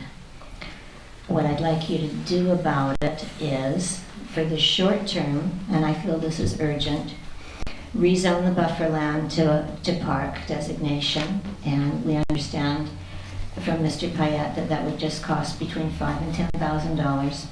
Put up fencing, gates, and signage where needed. Direct the income from the land swap to the buffer land and services fund. Refer to the property as Park Reserve, sensitive area, no public access. Invite interested Metchosin residents to be volunteer park wardens who would walk the land on a regular basis. That wouldn't cost us any money, and it would help keep the property safe. Invite Metchosin volunteers with the right credentials to do a species inventory, and have the park reserve status continue for as long as it takes until we feel comfortable letting the public in. I don't object to talking to CRD to see what they could offer for protections for this land, because I think the protections are needed, and we don't have the staff, we have volunteers. So for the long term, we might deal with CRD or another organization that could guarantee the protections that we want. And the other thing is to look at the Mary Lake, use of the Mary Lake property as a model. They only let the public in at a gate between certain hours on certain days. And you can have a yearly membership, or you can pay to visit, or you could have a guided tour or something. But on other days, it's closed to the public and the wildlife gets a break. But anyhow, it's a very nice model, and that's in the Highlands, Mary Lake. It has a new name now, which I can't pronounce. Now I'd like to switch to talking about biosolids. I'm reading from a quote from Creatively United. Would you knowingly eat food, drink water, or breathe air that contains toxic chemicals and microplastics linked to cancer that are contained in sewage sludge from Victoria, BC's wastewater treatment plant? Right now, Forever Chemicals, which, true to their name, last nearly forever in our environment, such as PFAS and microplastics, as well as PAHS, whatever that is, lead, mercury, dioxins, and pharmaceuticals, are making their way into our air, water, and soil through the bioaccumulation of tons of these toxic chemicals that remain in the sludge after the wastewater from our homes, industry, business, and healthcare facilities is processed. I think in particular, it's not just the human poop that's the problem, but it's the chemicals It's what goes down the drain in the hospitals, what goes down the drain from industry. We know it's bad. I hope you have watched the excellent video that I sent to you produced by Creatively United for the Planet. And the main speaker and advocate is speaking from the point of view of Butchart Gardens. So what I'm asking council to do is to pass a resolution that there will be no spreading of biosolids, dried human sewage, in Metchosin. To use its influence, your influence, with CRD to see that there's no spreading of biosolids in the Capital Region District. And why they reversed that policy, I don't think that, I think they just need to go back to what they had. They said we wouldn't do that, we wouldn't spread it. Not here. To liaise with other districts and First Nation communities to ban the spreading of biosolids within their area of control. To push the provincial government to ban the spreading of biosolids in BC, and to push the federal government to ban the spreading of biosolids anywhere in Canada. Whatever you are willing to do, I urge you to please start now. We're out of time, Bev. Okay, thank you. Okay, thank you. I sent you something new that you have in your email, and I'm in favor of thermal or bio. I'm sorry. I'm in favor of burning the stuff and to make biochar. Thank you. Lots more I wanted to say. Thank you. Anybody else wish to speak this evening? Okay, we'll turn now to the council meeting. On page 5, we have the adoption of the minutes from the council meeting of May 6. Do I have any comments regarding this? If not, I'll entertain a motion. To adopt the minutes? This is moved by Councillor Gray, seconded by Councillor Donaldson. All in favor? Opposed? Carried. And then we have adoption from the special council meeting of May 13th. Move adoption. Moved by Councillor Epp, seconded by Councillor Shuken. All in favor? Opposed? Carried. And then we have receipt of minutes on page 9 under council agenda. Councillor Donaldson, this is the Finance Committee meeting of May 6th. Thank you. Move to receive the Finance Committee meeting minutes of May 6, 2024. This is moved by Councillor Donaldson, seconded by Councillor Gray. Comments? No? All in favor? Opposed? Carried. Thank you. The Community Planning Committee meeting of May 13th on page 13. Councillor Shuken. Move receipt. Thank you. Yeah, moved by Councillor Shuken, seconded by Councillor Donaldson. All in favor? Opposed? Carried. Thank you. And then on page 19, Councillor Gray, we have the Environment and Natural Areas Committee meeting of May 13th. Move receipt. This is moved by Councillor Gray, seconded by Councillor Epp. All in favor? Opposed? Carried. Great. Thank you. And Councillor Epp, the Public Works and Protective Service Committee meeting. Move receipt of the meeting of May 15th. Moved by Councillor Epp, seconded by Councillor Shuken. All in favor? Opposed? Carried. Let me just ask a question on that one through the chair. I wonder if we might ask the CEO, has there been any progress on the lease for commercial tenants at the school? We know there's lots going on in terms of the main entrance design and the name and that, but I'm wondering if there's been any progress made. Mm-hmm.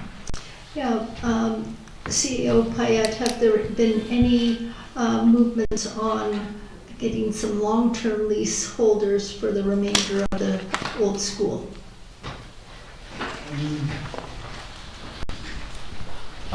Thank you, through the chair. I don't believe since the last time we talked about it, there's been any change. We have Mile Zero, we have the preschool, for sure. Yeah. And I believe that's it for long-term leases. But there's a number of day daily bookings and rentals and things like that going on, but nothing long-term, I believe. I can't think of anything. There was some discussion about potentially a college. Yeah, but we haven't heard much yet from there. I haven't anyway. So are we advertising like with a leasing agent and that sort of thing? I don't know if we heard about that. I'm personally not aware of if we're advertising. We're in this zone of getting people established that are now leasing, and then we have potentially a working group working on the front entrance and maybe redesigning that last classroom into usable space. So I don't know right now if we really need to market the building for long-term lease. I think what we're driving towards is a management plan and an understanding of the daily use of the building. So that's kind of our next focus. Yeah. Thank you. Yeah. Yes, I was asking Mayor Little simply because of the loss of revenue of the building of $37,500 a year for half of the year. So the sooner we can get at least, the better. Councillor Schuster. Very little, while Mr. Payette is here. Mr. Payette, is it true that the gym is being fairly actively used and there is a bit of revenue coming from that? Yeah, the gym is being used by some groups. It's difficult this time of year because we're in between seasons. So some of the user groups would like to be outside, but it's still not quite right. But obviously we would like to rent out the gym more, and so getting information on the website and getting the word out that the space is available. We're actively working on that, and I spread the word through my my network of people, and so does the fire chief. And hopefully, as we move along, we'll have more users in the gym. Okay. Good. Councillor Epp. I just wondered if Chief Dunlop might have anything to add as far as the rental situation. Thank you, Chief Dunlop. Thank you. I don't have anything formal to report other than, the gym is constantly used every day by a lot of community organizations.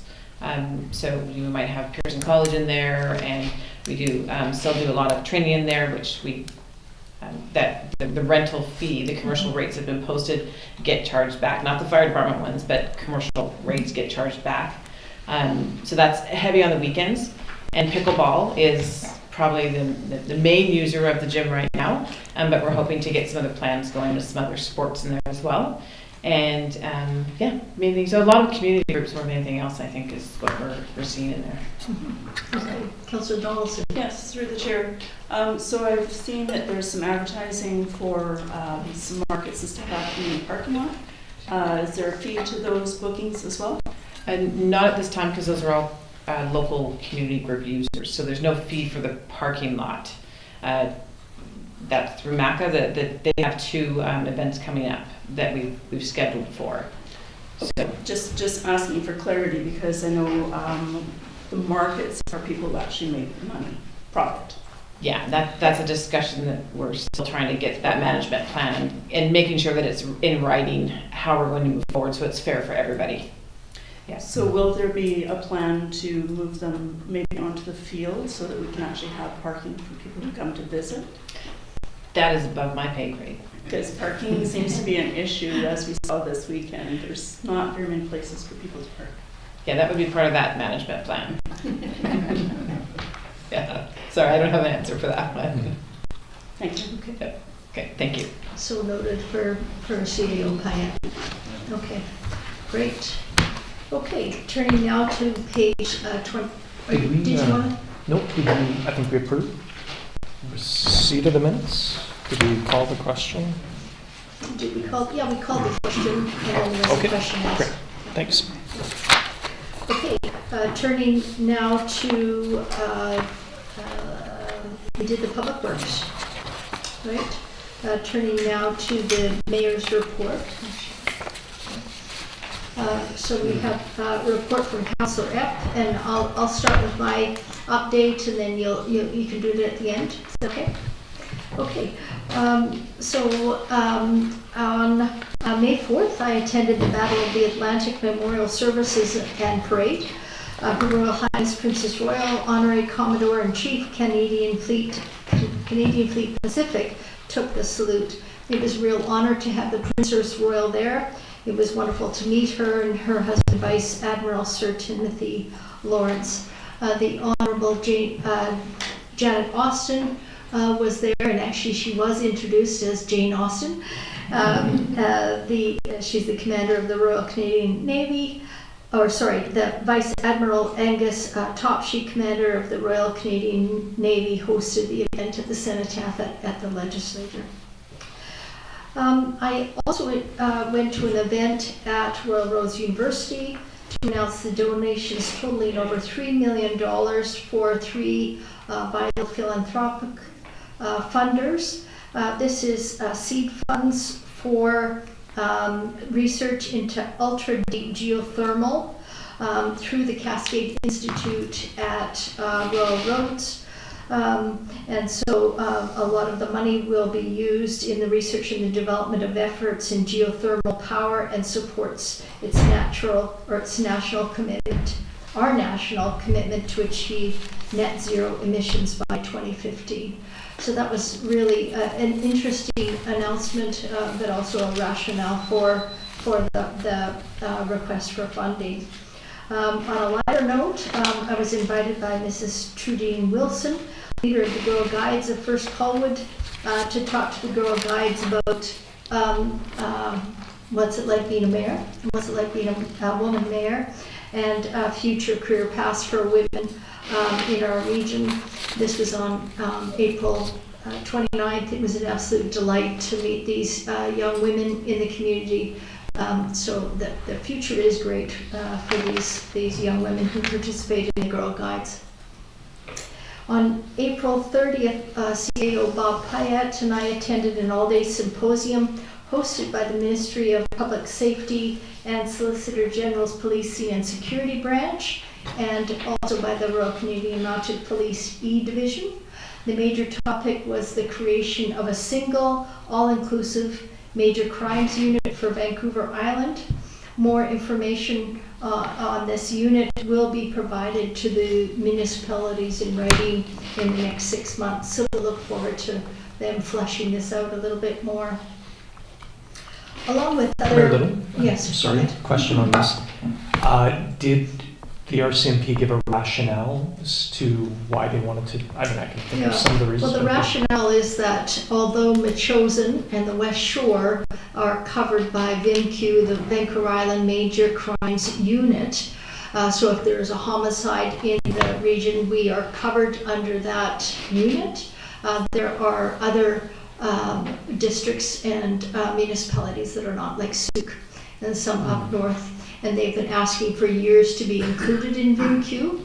They haven't been able to accommodate within that framework, and so they're looking to expand that sort of VMQ plus model. We received a lot of statistics, and many of which you've seen before, but we didn't get to the actual how much it was going to cost us all. But it was a relief that they would it would be all-inclusive for Vancouver Island, which many of the other municipalities have been asking for. Great, thank you. So along with other West Shore mayors, I was invited to attend an oath ceremony and badge presentation at the depot, in the RCMP depot in Regina, Saskatchewan on May 13th. Troop 20 had just finished their 6-month training, and we were invited guests to their final ceremonies. This was an event that I've never attended before. It was quite a pleasure. It included the Sergeant Major's Parade, dismounted cavalry drill display, badge presentation, swearing-in ceremony, oaths of allegiance, office and secrecy. Superintendent Todd Preston and the West Shore mayors were escorted throughout the depot. We met many of the cadets at various stages of their training. The 6-month training program that they all have to go through is very comprehensive and intense. I got more of an appreciation for this 820 hours of training that includes applied police sciences, firearms, police defensive tactics, police driving, fitness drills and deportment, and detachment visits. The facilities and the personnel were quite impressive. So I was glad that I had the opportunity to see this. Regarding the CRD, the accessibility plan, our draft accessibility plan for the Capital Regional District has been submitted to the Accessibility Committee. I'm the liaison for that committee, and we had a meeting last week, so it was received for comment. Many of the comments were from members of the committee. They have lived experience. They were very pointed and very well received. Those comments will be addressed in the draft accessibility plan, and then it will be available for public consumption. And lastly, it's with great sadness that I announce that Adam Flint, some of you know, a View Royal resident and vice chair of the Victoria Family Court and Youth Justice, has passed away. Adam was in his early 40s, had a massive heart attack. He was a fierce advocate for children and youth and was active on our committee since 2018. As chair of the Victoria Family Court and Youth Justice, I had the honor of working with Adam. He was quirky and kind and thoughtful and funny, and very hardworking and a very positive attitude, and he'll be sorely missed. He was also an active member in the Movember campaign. He leaves behind 2 children and a young wife. I'd like to extend our condolences from the District of Metchosin to the family, his family, friends, and colleagues. There will be a service on June 29th for Adam. With that, I'm going to turn it over to Councillor Epp. Thank you. I just wanted to discuss again the naming of the school. So we have a list of names. I'll just run them through. There is one missing, which is the Orca Community Center is missing, but otherwise it was the Old School Center, the Old School, Old Metchosin School, Orca Place, Our Rural Community Arts Space, Orcas, Orca Community Hub, the Hub, the Village Center, a community recreate space, Metchosin Multi-Use Facility, Metchosin Arts Training Center, the acronym MATIC, Nootka Rose Center, Kinnikinnick Activity Center, Endeavour Community Hub, and Inspiration Activity Center. So those are the ones that have been submitted so far. And what I was asking, and open to other options as well, so I was just asking if councillors and the mayor would send their top 3 choices in that we could discuss at the next Public Works Committee meeting. And as I said, if there's any other ideas on it, I'm happy to hear them. Okay, that's great. So at the next Public Works meeting, we'll discuss that. So I'm going to get their top 3 choices in to Councillor Epp. Okay. So on item number 7, business arising, on page 29 of the agenda, we have a business arising from the minutes to be considered by council at this meeting. The community planning and committee recommendations from May 13th. Councillor Shukin.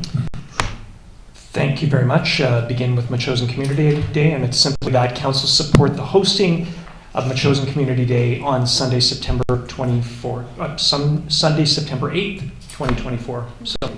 Okay, this is moved by Councillor Shukin, seconded by Councillor Gray. Comments? Okay, call the question. All in favor? Opposed? Carried. So, Mayor Little, I will give credit to Councillor Gray, who noticed you were not at the meeting where the second motion that we were talking about here, or before us, was, and I think we thought that it would be opportune to have a further discussion about this motion to a certain degree. So, okay. Do you want to start off this discussion? Yeah, and thank you very much. I do want to thank everyone for the comments made earlier today. Mm-hmm. I believe that should have been very clear to everybody that the only purpose for us, sorry, I won't say the only purpose, but the core purpose of us turning to the CRD was to see if we could work with them to to develop a plan where the values of ecology and conservation were at the forefront. Now, whether we can do that or not is another question, but there's no, I didn't hear anybody around this council table say that the reason for us entering into those discussions was to leave it to the CRD to sell, to develop the buffer land, or to turn it into anything other than what the vision of this council has been in terms of, again, conservation and ecological preservation. So, again, I didn't hear anyone question that or counter that when we moved to bring this recommendation to council. The one other thing that I want to say, though, is that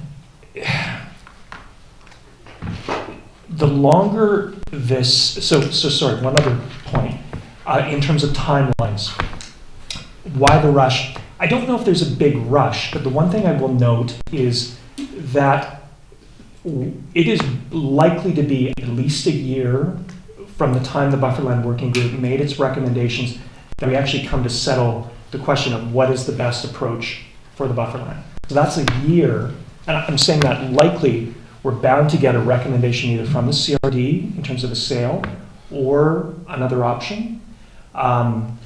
It is going to take time. And then it is going to take time to implement as well. So that's years in the making toward getting us to some position where we feel safe in terms of the bufferland. Right now it is not safe.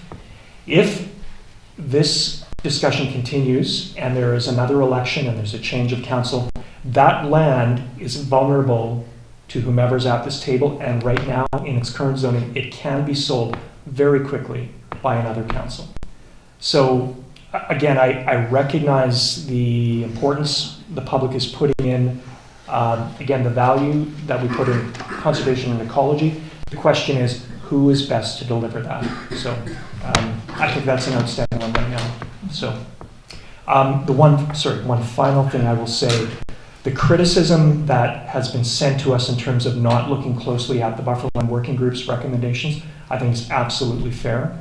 And I still support going to see and talking to the CRD, but I have a further idea if folks are interested in hearing that in terms of running down and actually testing the recommendations of the Bufferland Working Group, maybe doing the two in tandem. So, thank you. Okay. Anybody else wish to speak on this item?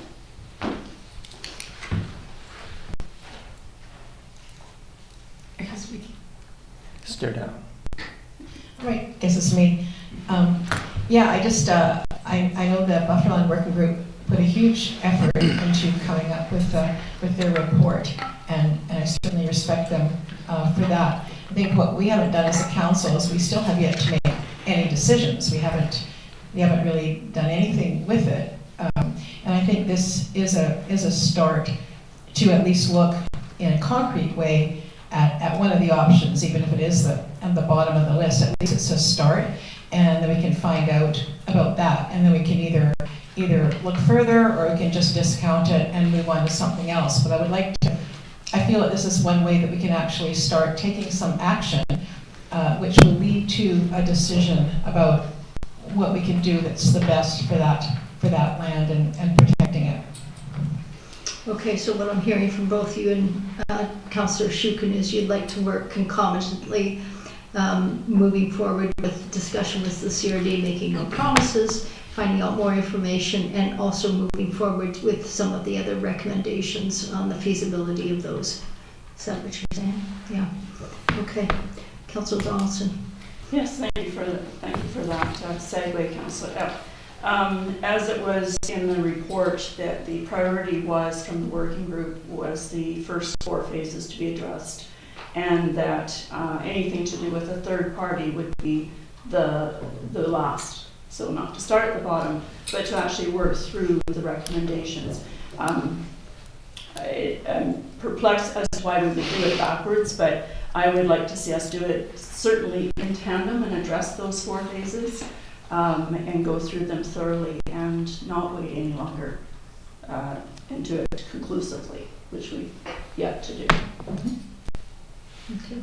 Councillor Gray, do you wish to weigh in?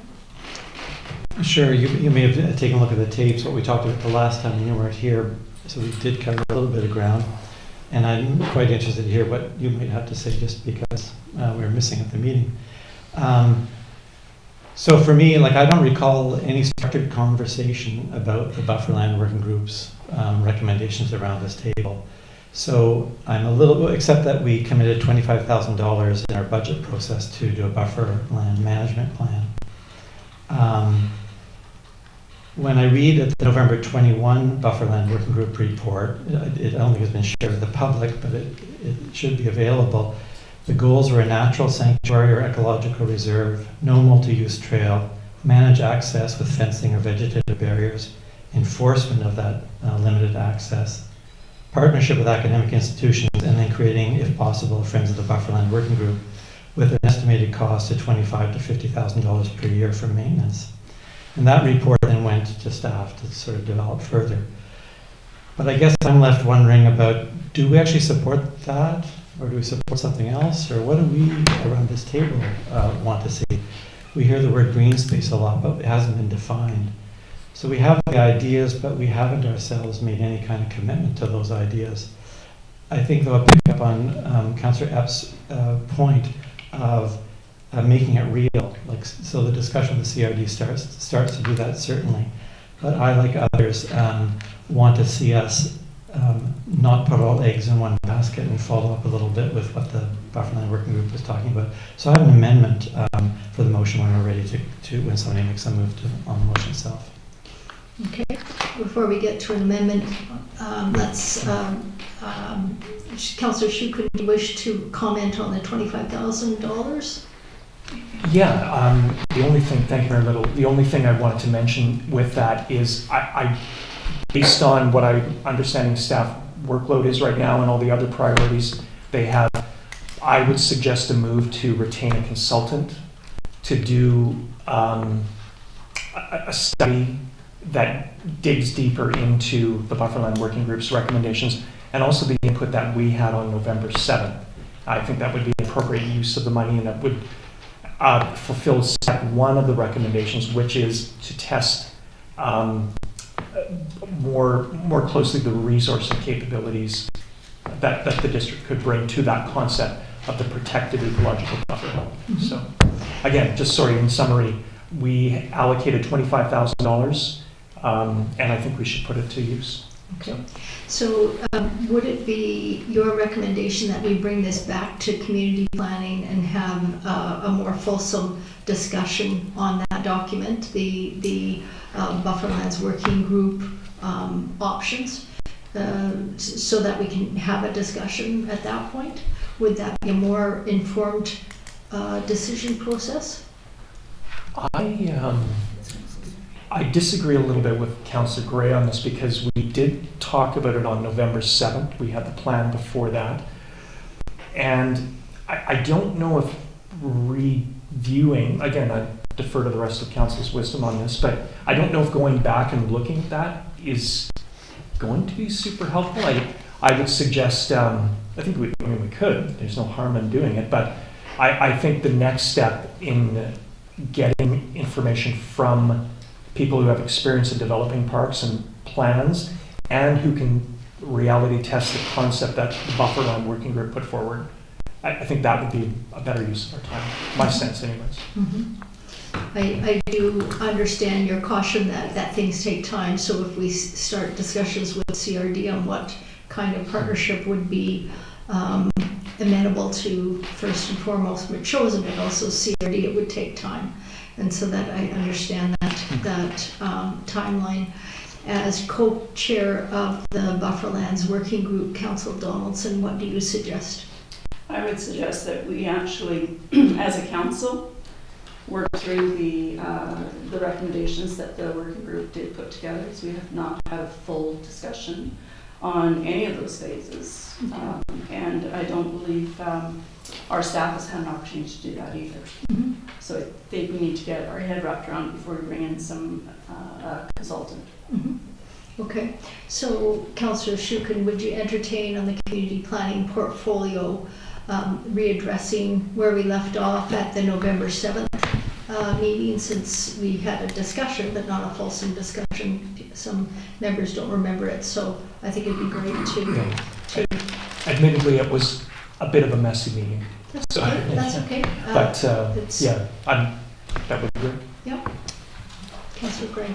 Yeah, and it's not so much that I don't remember it, it's that we haven't passed any resolutions at council confirming or not confirming the directions that are here and the vision and the goal. Okay. Yeah, at the mayor's tea on Thursday or Wednesday, when it was this last week, there was about 22 people, not one supported us even talking to the CRD. And I think that is left over from the last administration where it wasn't done in a good way. But I have to be mindful that there are many people opposed to this. And when I said, well, we've got to be able to manage this, and one participant said, what have you got to manage? We don't manage our other parks. We do. The Parks and Trails Volunteer Committee does manage our parks. The caveat is what I was trying to explain is that on the border of our other Metchosin parks, there's not going to be 3,000 other residents that are going to want to recreate with their dogs somewhere. And so instead of jumping in their cars, they'll want to go somewhere. And if they see green space over the fence, the temptation will be that they will want to go there. So that I'm mindful that we have a commitment, particularly to the members of our community in that part of Metchosin, and we've got to honor our commitments to keep that as a buffer from the forces of the Langford development. But I also am trying to be practical and realistic that we've got people that will want to get in there, and some of those people will not obey the conservation signs. So I think it behooves us to have a more fulsome discussion. And if Councillor Shukin would entertain that at his community planning portfolio meeting, that would be great. Yeah. Sorry, just one And we comment. can talk about the consultant and the $25,000 then. Right. Yeah, go ahead. Okay, thank you. One thing that I've also heard too is, again, this concept of deja vu, that you're just simply following in the wake of past efforts to sell the buffer land. Sure. I don't think that is at all true. We've been, in terms of moving this forward in terms of public discussion, we've been very open about that, and we've done it right at the beginning of the process. We know from the last time those discussions were going on well ahead of when they were publicly announced. So that we're taking a very different approach. So, and again, we're going to do it again because we've, I think we're committing ourselves to having further discussion. So. Okay. And it'll be taking into consideration not only the last document, but also the sort of review of the 10 meetings or 12 meetings that you had. Yeah. Okay. Councillor Gray.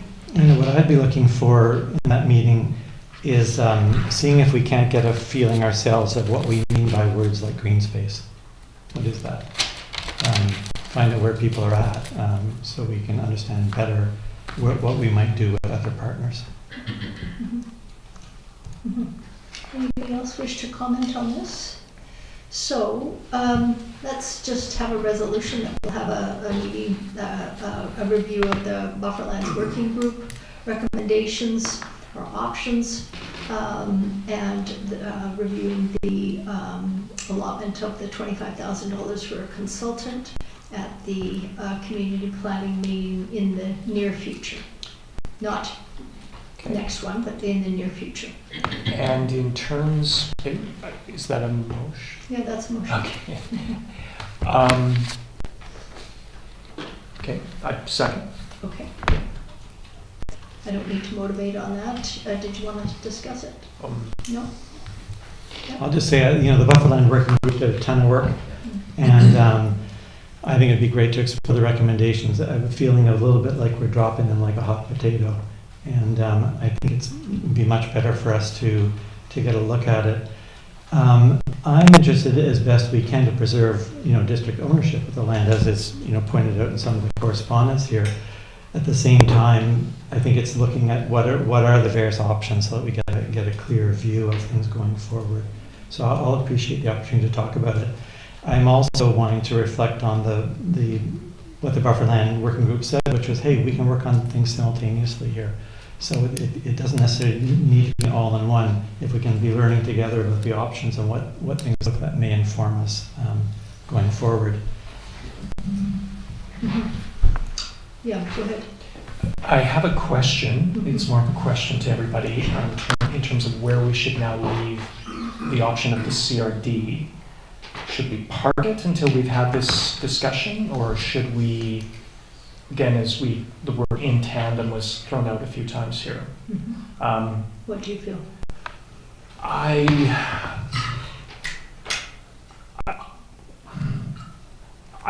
feel it would be. I feel it would be wise to allow staff to do some preliminary discussions with the CRD, particularly to have the CRD understand the ethic that, again, we're hearing from, first of all, the community, but again, as we talked about here at the table as well. Key thing is we're not talking about selling the buffer land for development. So. Councillor Gray? Well, that's certainly one idea. The other thing would be, we're going to hit a fork in the road here relatively soon if we go through the process we're talking about. And that's going to be, what would an independent appraiser say this property is valued at? And as soon as we have that information, then we start to know what's real with the CRD in terms of price or cost if we went down that avenue. But secondly, we also know what have we got to offer in a partnership, say with the university or another body who's interested in partnering and managing with us. So we've heard a lot about that before, but I feel like if we had approved the motion that was before us, well, one of the first things that RCA would do is go get independent appraisals. Number one on his list to begin any sort of discussion. What are we bringing to it financially? So I don't mind freeing him up to get that done and working simultaneously. At least that gets us going, and then we can have our meeting and go from there. Councillor Knapp? Yeah, I agree with Councillor Shukin is that I don't see any reason why the two processes can't go on concurrently as discussions with the CRD as well as further consideration of the recommendations from the Bufferland Working Group. I kind of feel like because that development is going to be happening, and I just feel that time, not just because of the CRD, but time is kind of the essence, and I really feel that we need to make decisions. So the more action that we can take right now to actually move forward to some decisions on it, whichever way that goes, I think is important. Councillor Donaldson? Yes, excuse me, as I've already stated, certainly the Bufferland Working Group have already set out the stages of how they feel this should be done. I guess we could do opposite of everything that they've worked at. It's going to take years for that development to actually build all those houses out. We've only just said to them that, yeah, they could do the 34. That has nothing to do with us, really. They'll build when they're ready to build. And I don't see them building overnight. It probably will take more than just a few years to build it. It's a huge development, as we know, and they have some obstacles in their way. So it's not going to happen overnight, and I don't wish to feel pressured by that. I think that we need to do this very carefully. This is our property that we have negotiated through a tripartite agreement with First Nations and Langford through the Truth and Reconciliation process as well. Keeping that in mind, and that is something that the working group also kept in mind, which is why the ecological reserve fits so nicely with having a graduation of a buffer between urban and rural. And I was just looking yesterday actually about edge planning. Edge planning has more to do with agricultural and rural, and it's much bigger, it's 600 meters. However, it's the same concept, and at least there was some forethought to have a buffer, and a lot of it was as a result of the residents' community imploring having that space for the residents to have the buffer, for the creeks to have the protection that they have, and then we got the green space of 95. Hopefully one day we get that as well. So I think it's very important for us to keep our priorities in preserving the intent of what this piece of land was supposed to be for this community, when the rest of our borders, there's never been that forethought. So it is Machosen's asset. And I don't think it's going to be destroyed overnight, and I don't think that the build out next door is going to happen overnight. It's already been 7 years, and there's still miles is up, and there's still no industrial park. They're still blasting daily. Okay. Yeah, so I agree that if we were to pursue discussions with the CRD, we would absolutely need to have a third-party independent appraisal. But what price would be acceptable to us? So they had offered $274,000. Prices have gone up. If they offer us double, would that be palatable? Probably not. If they offered us $1 million, would that be worth it for us? Would that be, what would we do with the $1 million? Is there another piece of land that we're interested in buying? I'm not sure. Certainly, I agree that if we are to pursue sale to the CRD, we would need to get an independent appraisal of that land. I was more leaning towards pursuing the CRD in these, just to get more information before the mayor's tea. And I was convinced by the residents, and it wasn't all the same players. It was some new people that I had never met before who live up on the Neil Road, who said, you promised to keep this as a buffer. And I still want to keep our promise that we want to mitigate those forces that are coming. What is the best way to do that? I'm not sure. But I want to be realistic that there will be people wanting to go there. So I appreciate that Councillor Shukin is willing to have this conversation about the Bufferland Working Group's options, and then we can move forward from there. Okay. Yeah. Go ahead, Dave. We've got a motion on the table still. Yeah. What's the motion? The motion is to talk, to do a session at the next upcoming community planning meeting, reviewing the Bufferland Working Group's recommendations. Yeah. But it doesn't have to be the next one. Just sometime in the near future when you can gather all the information with Councillor Donaldson. Okay. Yeah. And I'm happy to vote on this one, but I have a subsequent motion to make. Yeah. Okay, I'll call the question then. All in favor? Opposed?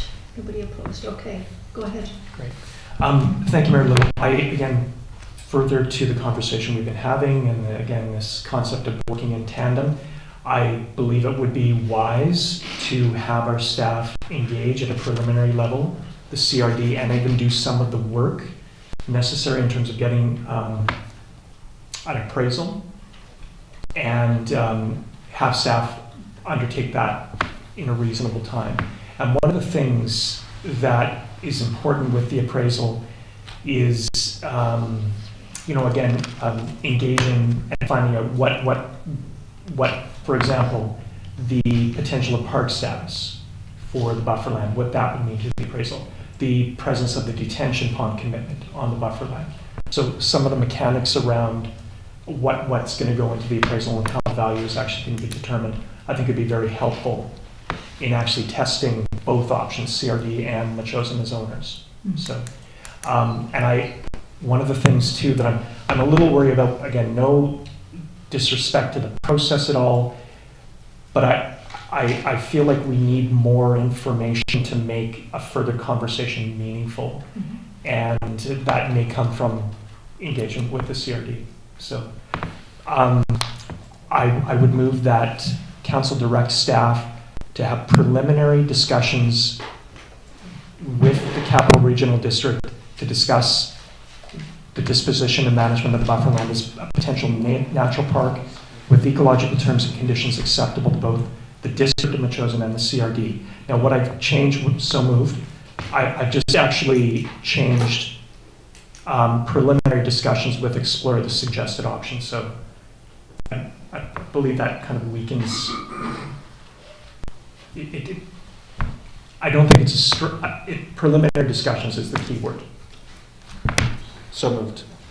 This is moved by Councillor Schuken and seconded by Councillor Epp. Did you want to speak more about this? No, just again to reiterate that point, I think that discussions with the CRD will help us inform our consideration of what the buffer line could be like and some of the challenges that we face both in exploring disposition to the CRD and also managing it ourselves. So. Okay. Councillor Epp, go ahead. Just one comment that I don't really think it's about money, regardless of an appraisal. Because for me anyway, it's all about protection. It's not about money. It's how we can best protect it. That's what we need to find out. Councillor Donaldson. Yeah, well, it is an asset, so there is as we heard from Mr. Weller earlier, our assets do have value. And right now it does have a different zoning, so I'd like to have an appraisal on that zoning as well. So the CR2, CR3 that it's zoned at, and then if it was a designated park, what would it be worth? Well, there's the two that Councillor Schuken just said, and I'm saying the third should be a consideration as well. So I'm not clear what the two are. So an ecological reserve, a park, and the CR2, CR3. So. Yeah, I mean, Councillor Donaldson raises an interesting, situation. I think we have to look at an appraisal on, its current zoning, but also what it would be like in kind of an end state in terms of a park. And I mean, we can call it a reserve, we can call it a protected buffer land, but essentially it is a park. So that I think is the status that we're seem to be moving to. Again, with the idea that it's protected from the potential of a rapid sale in the future. So does that reflect? Oh, okay. It's already, it has a zone, it has an assessed value, and I do believe we need to start there. Yeah. We haven't got it to the rezone part. Yeah. I mean, that is something to consider, yes. And we talked about different options in the report. We have no conclusion of what we're going to do yet. Yeah. So we do need to keep those options open, specifically if we're going to get another lowball offer as was in the past. Yeah. I'm agreeing with Councillor Donaldson. Mm-hmm. Yeah. Mm-hmm. So the appraisal is going to cost some money too. It's going to be upwards of $1,500, if not more. Mm-hmm. Just from experience I've had recently with some real estate, so they're not cheap, but it's the process. Mm-hmm. So just to be clear, it would be an appraisal based on its current zoning of CR2, CR3, and an appraisal if it was designated park. So the last, the offer that was given to the CRD before was based on it that it was park, that it was never meant to be developed, so it was essentially park to them. So we would have those two scenarios, right?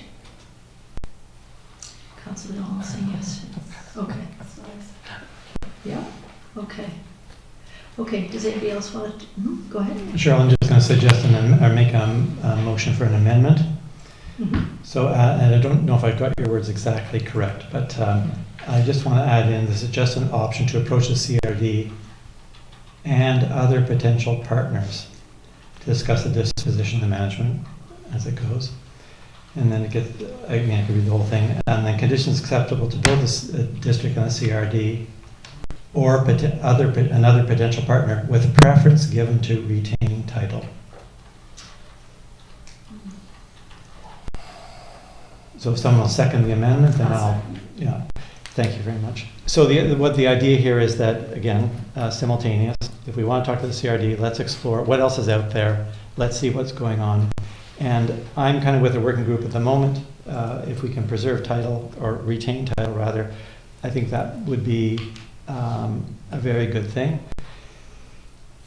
But without the appraisal and without knowing what other partners might be there, we're kind of waiting to figure it out. And so I feel like if we move with the CRD to chat with them, which I'm not opposed to finding out what they've got to say, I think finding out about what else might occur in line with what the working group has suggested, we'll be double tracking that. Feels better to me in terms of all the correspondence we received and the people who've spoken, the people who spent time in the working group. Okay, does everybody understand the amendment? Oh. Motion for the amendment? I can read it all the way through.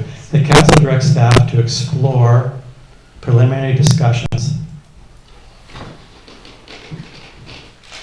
I think I said just to approach the CRD and other potential partners to discuss the disposition and management of the bufferland as a potential natural park with ecological terms and conditions acceptable to both the district and the CRD or another potential partner, with preference given to retaining title. If I'm motivated, I'll just say part of it is I'm not sure the CRD can take this land and keep it as an ecological reserve, or the kind of words we're seeing in our documents. So I want to be actively looking elsewhere while we check out what the CRD can or will or is prepared to do. Councillor Epping. It's not that I really disagree with it, but I'm going to vote against it because I think that's asking a lot of staff right now. I think, if they work on this and get the options for this, and then we will be looking at the options. That's what we're going back to the working group for.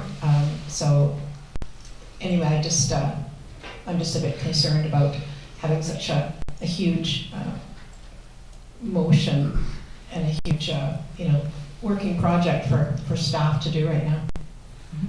Okay. Councillor Dawson? Yeah, that's definitely a concern, and I appreciate the sensitivity to that. There is no hurry for this. We do have time. That's what I want to emphasize.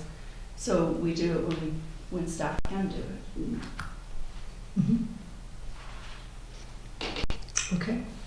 So does anybody else wish to speak? Councillor Shukin? I find myself on the fence with the amendment. Realistically, I have a hard time understanding or thinking of who a viable partner would be. What really the challenge is with the bufferland is actually the operations side of it. It's not the ownership, and that's so often where you would have the BC Parks Foundation we've heard recently. It's about helping secure the asset. And Habitat Acquisition Trust, again, securing the assets. The management and the operations is a whole other ballgame. And that's where, it's the CRD or the local government that they have the expertise in that. There was a discussion about, Parks Canada being involved in the park. Well, that is in some ways quite contrary to what the vision of the bufferland is. It's like in terms of limited access. So at least my understanding of where the urban parks have gone. So I too am going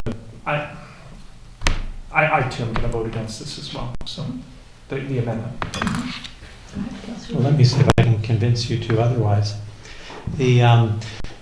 I guess what I'm concerned about staff work as well, what they're capable of doing with what we've got so far. But we do have very capable people in the community who I'm sure could assist. Our new planner, I think, is arriving shortly. We've got the Bilson Corridor project, which has been going on, and people are working on that. We also have some, I think, people in the Bufferland Working Group who might be able to put shoulder to wheel on this. In terms of the word preliminary discussions, I like the words, but what you're starting is a negotiation. And so while protection of the object, money is what will be talked about to some degree. And so I think having, checking out what else is possible, either to put it to bed, as per Councillor Shukin, maybe there's nobody. Let's find out, let's get some able people on this helping our staff and see if we can't figure that out. So we can take it off the table and say, well, there's no other alternative. Bufferland Working Group, there are no alternatives. Otherwise, we're kind of still sitting there saying, well, there's this other alternative, but we're not prepared to look at it. We're just going to talk to one group. And I think it puts us in an awkward position for preliminary discussions and also sets us up to still have a question there, which we will then be returning to before we can do anything with the CRD. Okay. Enough discussion. I'm going to call the question only on the amendment right now. So all in favor of the amendment? 2. Councillor Gray, Councillor Donaldson in favor, all opposed. Shukin at Little opposed. Motion fails. Going back to the original motion, Councillor Gray, or sorry, Shukin. So this is the original motion as you proposed without the additional partners. Can you read it out again? Okay. That council direct staff to begin preliminary discussions about the suggested approach. Begin preliminary discussions on the suggested option to approach the Capital Regional District to discuss the disposition and management of the bufferland as a potential natural park with ecological terms and conditions acceptable to both the District of Metchosin and the CRD. Okay, thank you. So that has been first and second. Councillor Gray. Yeah. Are we still discussing the disposition and management of the buffer land? Yes. That's what it's in the motion, yes. Yes. Anybody wish to speak on this? Go ahead, Councillor. Well, point made a moment ago, but I think it puts us in an awkward position, both as CRD but also our community. So I'll vote against the motion. Okay. Okay, so looks like we can call the question. All those in favor? All those opposed? So Councillor Shukin and Epp in favor, Gray, Donaldson, Little opposed. Okay, so the next step will be the meeting at the community planning to discuss the working group. Perhaps you could also send a notice to the working group to ask them to attend that meeting. Okay. Okay. And then the third thing was the Parks and Trails Master Plan PTASK input. Could I just ask a question? The bufferland working group doesn't exist anymore, so we should be clear about that. I think it ended. We So didn't it'd be dissolve inviting- it. We didn't dissolve it, actually. So it's still working? We did. Did we dissolve it? I just want to be, just so that we can free people up and they can come as who they are and all that sort of thing. Yeah. If they're coming as an advisory select committee, that's a different No, interaction. I mean, I think it's just polite to remind them that a meeting will be held to Yeah, discuss Of that. course. Yeah, and then perhaps at that planning committee meeting, there could be a motion to dissolve it or continue it, one or the other, if it hasn't been dissolved already. Just so we don't, just to be polite and respectful to those people. Okay. The Parks and Trails Master Plan. Yeah, that future updates to the Parks and Trails Master Plan be informed by the active transportation planning process currently underway, and then an update to the Parks and Trails Master Plan be launched in the fall of 2024. Okay. This is moved by So- Councillor Shukin, seconded by Councillor F. Discussion. Councillor Donaldson and Councillor Gray. I was just wondering when council is actually going to have an opportunity to speak with the consultant of Urban Works that's working on this AT plan. Do we know? Good idea. CAO Payette, when will council have the opportunity to speak to the consultant Urban Works? During the public consultation phase. Yeah, during the public consultation phase.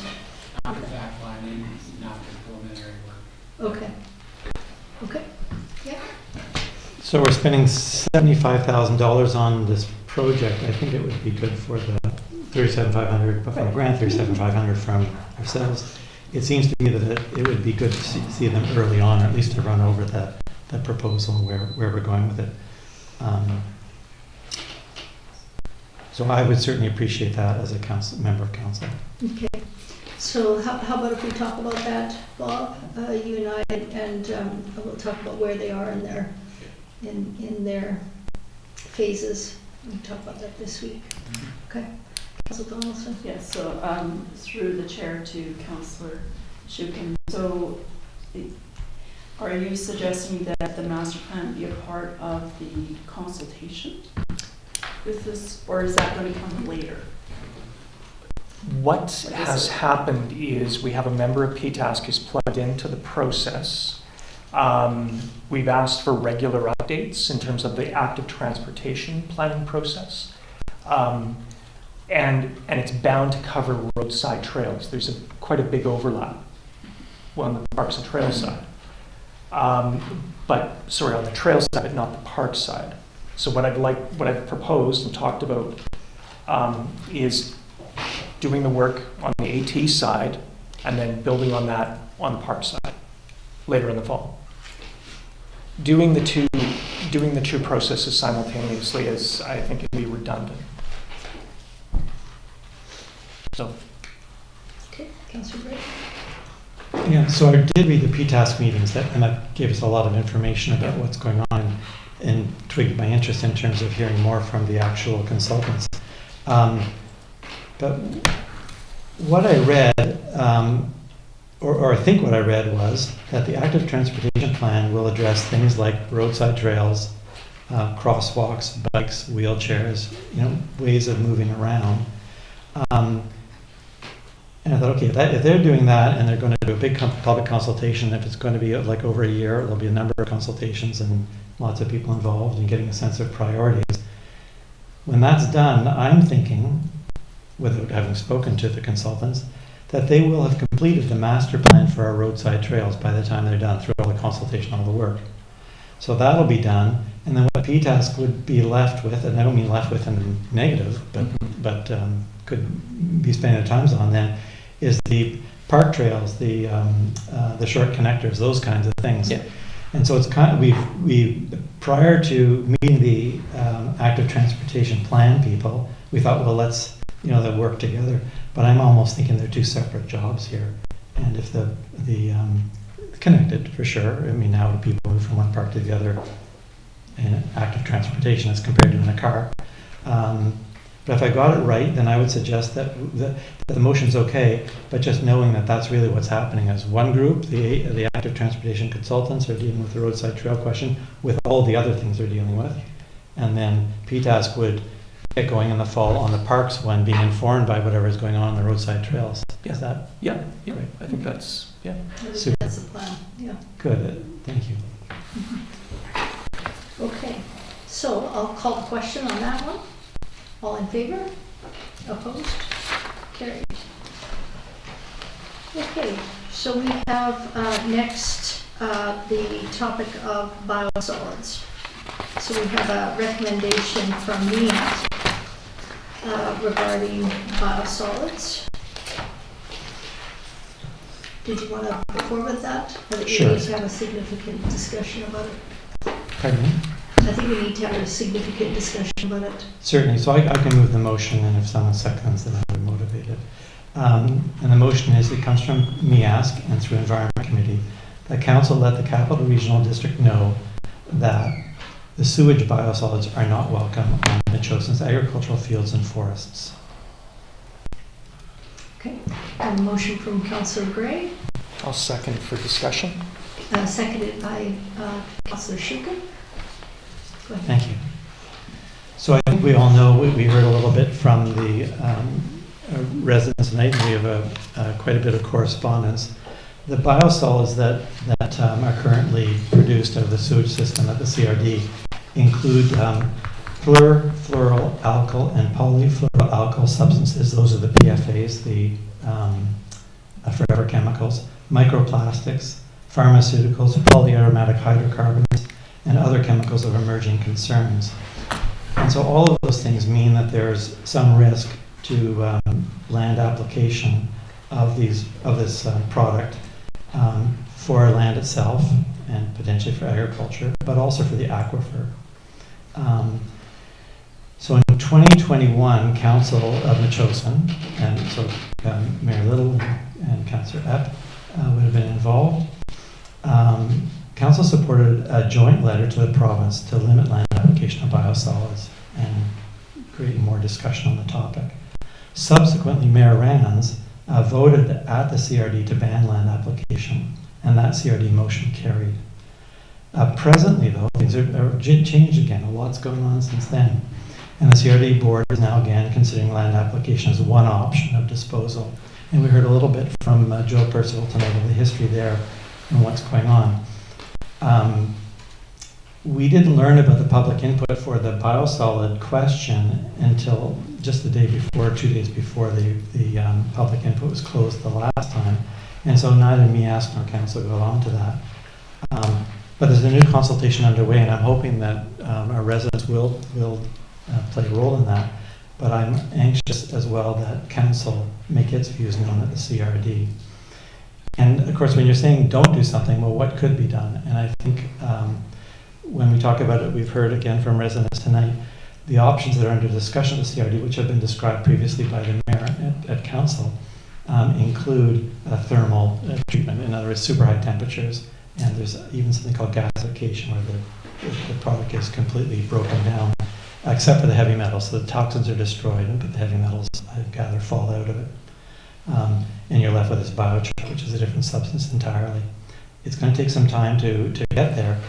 And the reason why we wanted to bring this forward from MEASC originally was, well, it may take some time, but we don't think it's a good idea in the meantime to spread these around.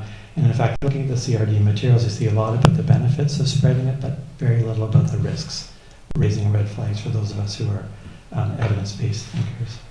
So I'll stop there. I have more to say, but I'll let others jump in. Councillor Shukin. I don't have anything right now. Okay. Yeah. Go ahead. I just don't really agree with the wording of it.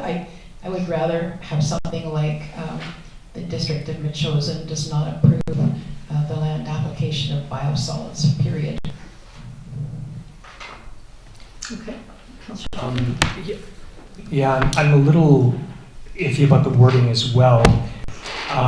Particularly, I understand that there's a discussion underway, but there's no proposal to put biosolids on Metchosin land right now. And Mayor Little, I think I valued the discussion, the comments you made a number of months ago, because you've been party to some of this. But I'm happy to express the fact that we don't believe biosolids have a place here in Metchosin, particularly at the present time when there is concern about risk. But again, I just want to reflect that there's no proposal to put biosolids here in Metchosin. So, I'll vote against this motion. The question that I ask is who said or asked for biosolids to be distributed in Metchosin? Nobody's asked for it. They haven't asked me, they haven't asked staff, they haven't asked our CAO. So I think there's a bit of fear mongering going on here and misinformation. To my knowledge, the CRD have not asked for any land application in Metchosin. And Metchosin is part of the CRD. In 2011, there was a ban on application of biosolids on land. I would be in favor of sending a letter to the chair of the CRD stating our support for the CRD's ban of land application biosolids from 2011. Thank them for their concerted efforts to produce long-term biosolids management strategy on May 8th, and I'll go into that. With the preferred option of thermal processing, and looking forward to the results of a third-party literature review that the CRD is engaging in, and the province has also expressed interest in that literature review because there's some more information on these forever chemicals and the legal opinion that will be forthcoming. So on May 8th, the CRD did outline their long-term biosolids management strategy. They're required to submit a long-term management strategy to the province, to BC Minister of Environment and Climate Change Strategy by June 18th as a requirement for the CRD's commitment under the Core Area Liquid Waste Management Plan. So the CRD is continuing to explore biosolids beneficial use opportunities with First Nations as well, because we've got to consult that have already expressed an interest both in region and out of region, and to address any concern the First Nations may have regarding the beneficial use options. The long-term biosolids management strategy and portfolio of options have just been laid out, and I'll address these, and they're asking for a public consultation into June. And so the long-term management plan is, the preferred option is the advanced thermal option. That constitutes the preferred long-term solutions and will be pursued concurrently with the options in the other tiers. Current projects include develop a demonstration facility for the advanced thermal processing as planned. Outcomes from the demonstration project will serve as the basis for the scaled-up long-term solution. The second tier option is out-of-region compliance options that constitute measures that the CRD will utilize to ensure regulatory compliance is continuously achieved while in Tier 2. So according to the province's guidelines, we need to have the option of land application in those, despite if we don't agree with it. That's our obligation from the province, is to consider it. And so the options in priority order would be industrial land reclamation, such as mine, and quarry sites, acknowledging that some reclaimed sites may eventually have pasture land and later use. Forest fertilization, production of biosolids growing medium or feedstock in soil production, partnerships with established biosolids programs, to continue alternative fuel combustion in the cement manufacturing facility in Richmond, and prior to that, prioritize this option when available. So that's our short-term management, was sending it to the cement manufacturing facility in Richmond to use as a fuel. The problem is they've had numerous problems with their operations, and so we've been ready to send the Class A biosolids, and then they say we can't receive them, so then we're stuck. We've got to do something with them, and they've resorted to landfilling some of them. And then the Tier 3 is the in-region contingency options that constitute contingency options to ensure compliance with regulatory requirements. The CRD would implement the Tier 2 or Tier 3 option on a contingency basis only when options in the other tiers, the thermal processing or the outer region compliance options, are unavailable. So these would include industrial land reclamation, forest fertilization, and maintain the option of biosolids application in engineering cover systems at Heartland Landfill as an emergency support option. So what I think is really important to remember is the production, the distribution, the storage, the sale, the usage of biosolids are all regulated by the BC Organic Matter Recycling Regulations, or the OMAR regulations, which includes minimum standards for biosolid product quality and the land application practices. So the biosolids are characterized as Class A under this section of OMAR, which regulate the production and beneficial use of biosolids. So it is a requirement of the province that we have in our long-term management plan options for land application. That doesn't mean that they are going to be doing that. That is one of the options, and I reiterate that nobody has asked the District of Metchosin to spread biosolids here. I'm not in favor of spreading biosolids, particularly because we really don't understand what these forever chemicals do. And they're called forever chemicals because they accumulate. They're never broken down except for by thermal processing. They're never broken down, and so they accumulate and bioaccumulate in the body. So we're really really worried about children with young developing brains, for instance. In saying that, they have tested the Heartland landfill where some biosolids have been distributed, and according to the appendix of the review of what is in there, the forever chemicals were at very low, if not undetectable levels. But what was found was some of the pharmaceuticals. Yeah. So I'm against land application of biosolids because we really don't know.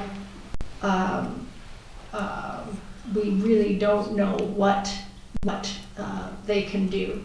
So while I am in favor of expressing our concerns to the CRD, I think I would do it in a more positive way, and to acknowledge that that we support the CRD's ban of land application.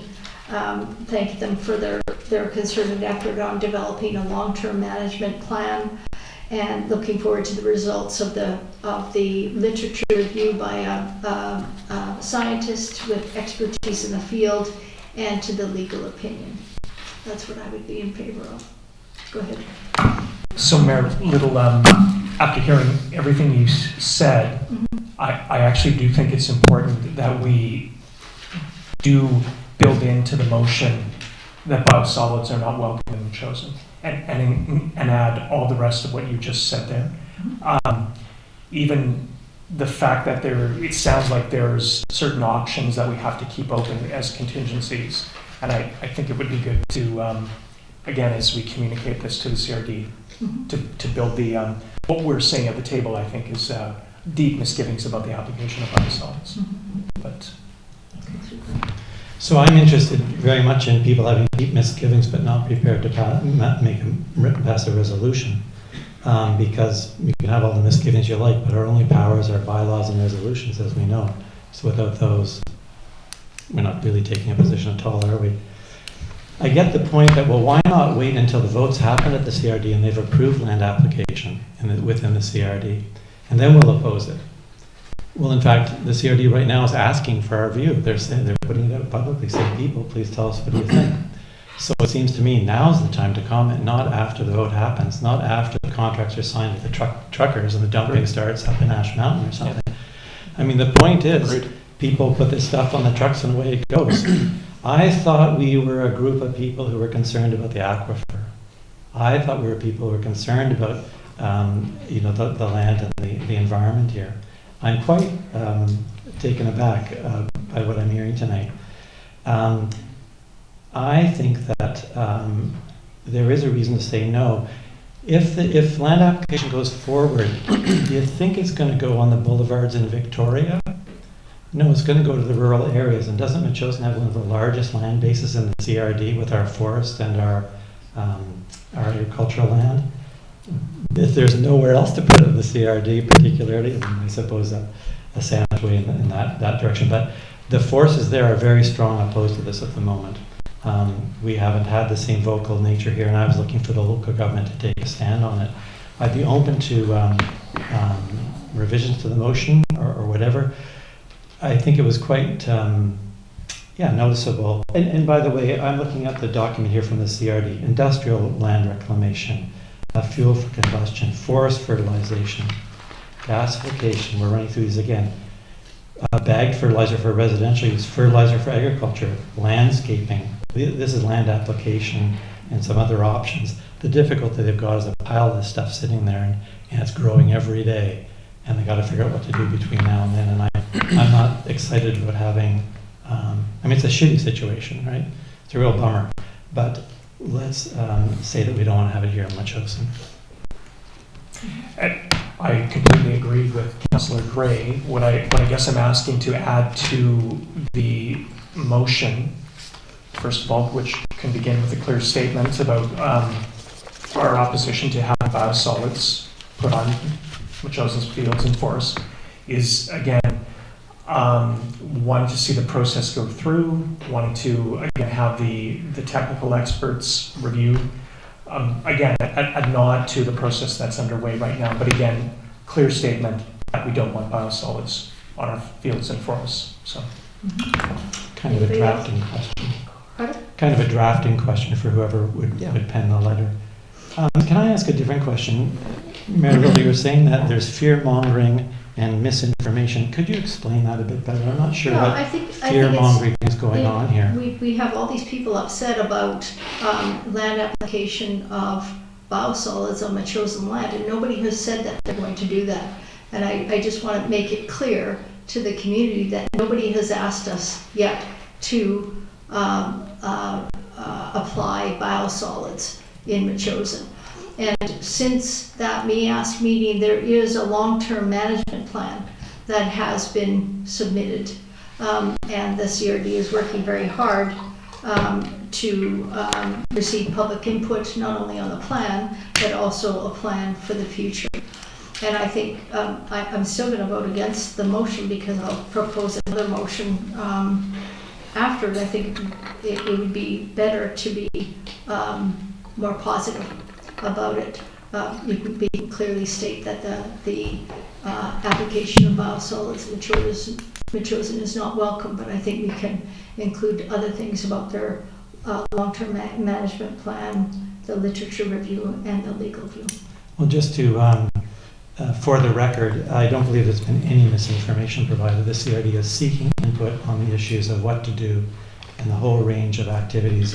And I think what you're hearing loud and clear from some residents of Machosen, there may be some who support spreading biosolids here, but people are saying, we've heard about this, we don't really want it here, thank you very much. I don't call that fear-mongering, neither is it misinformation, with respect. And I propose an amendment to the current motion. And simply at the end,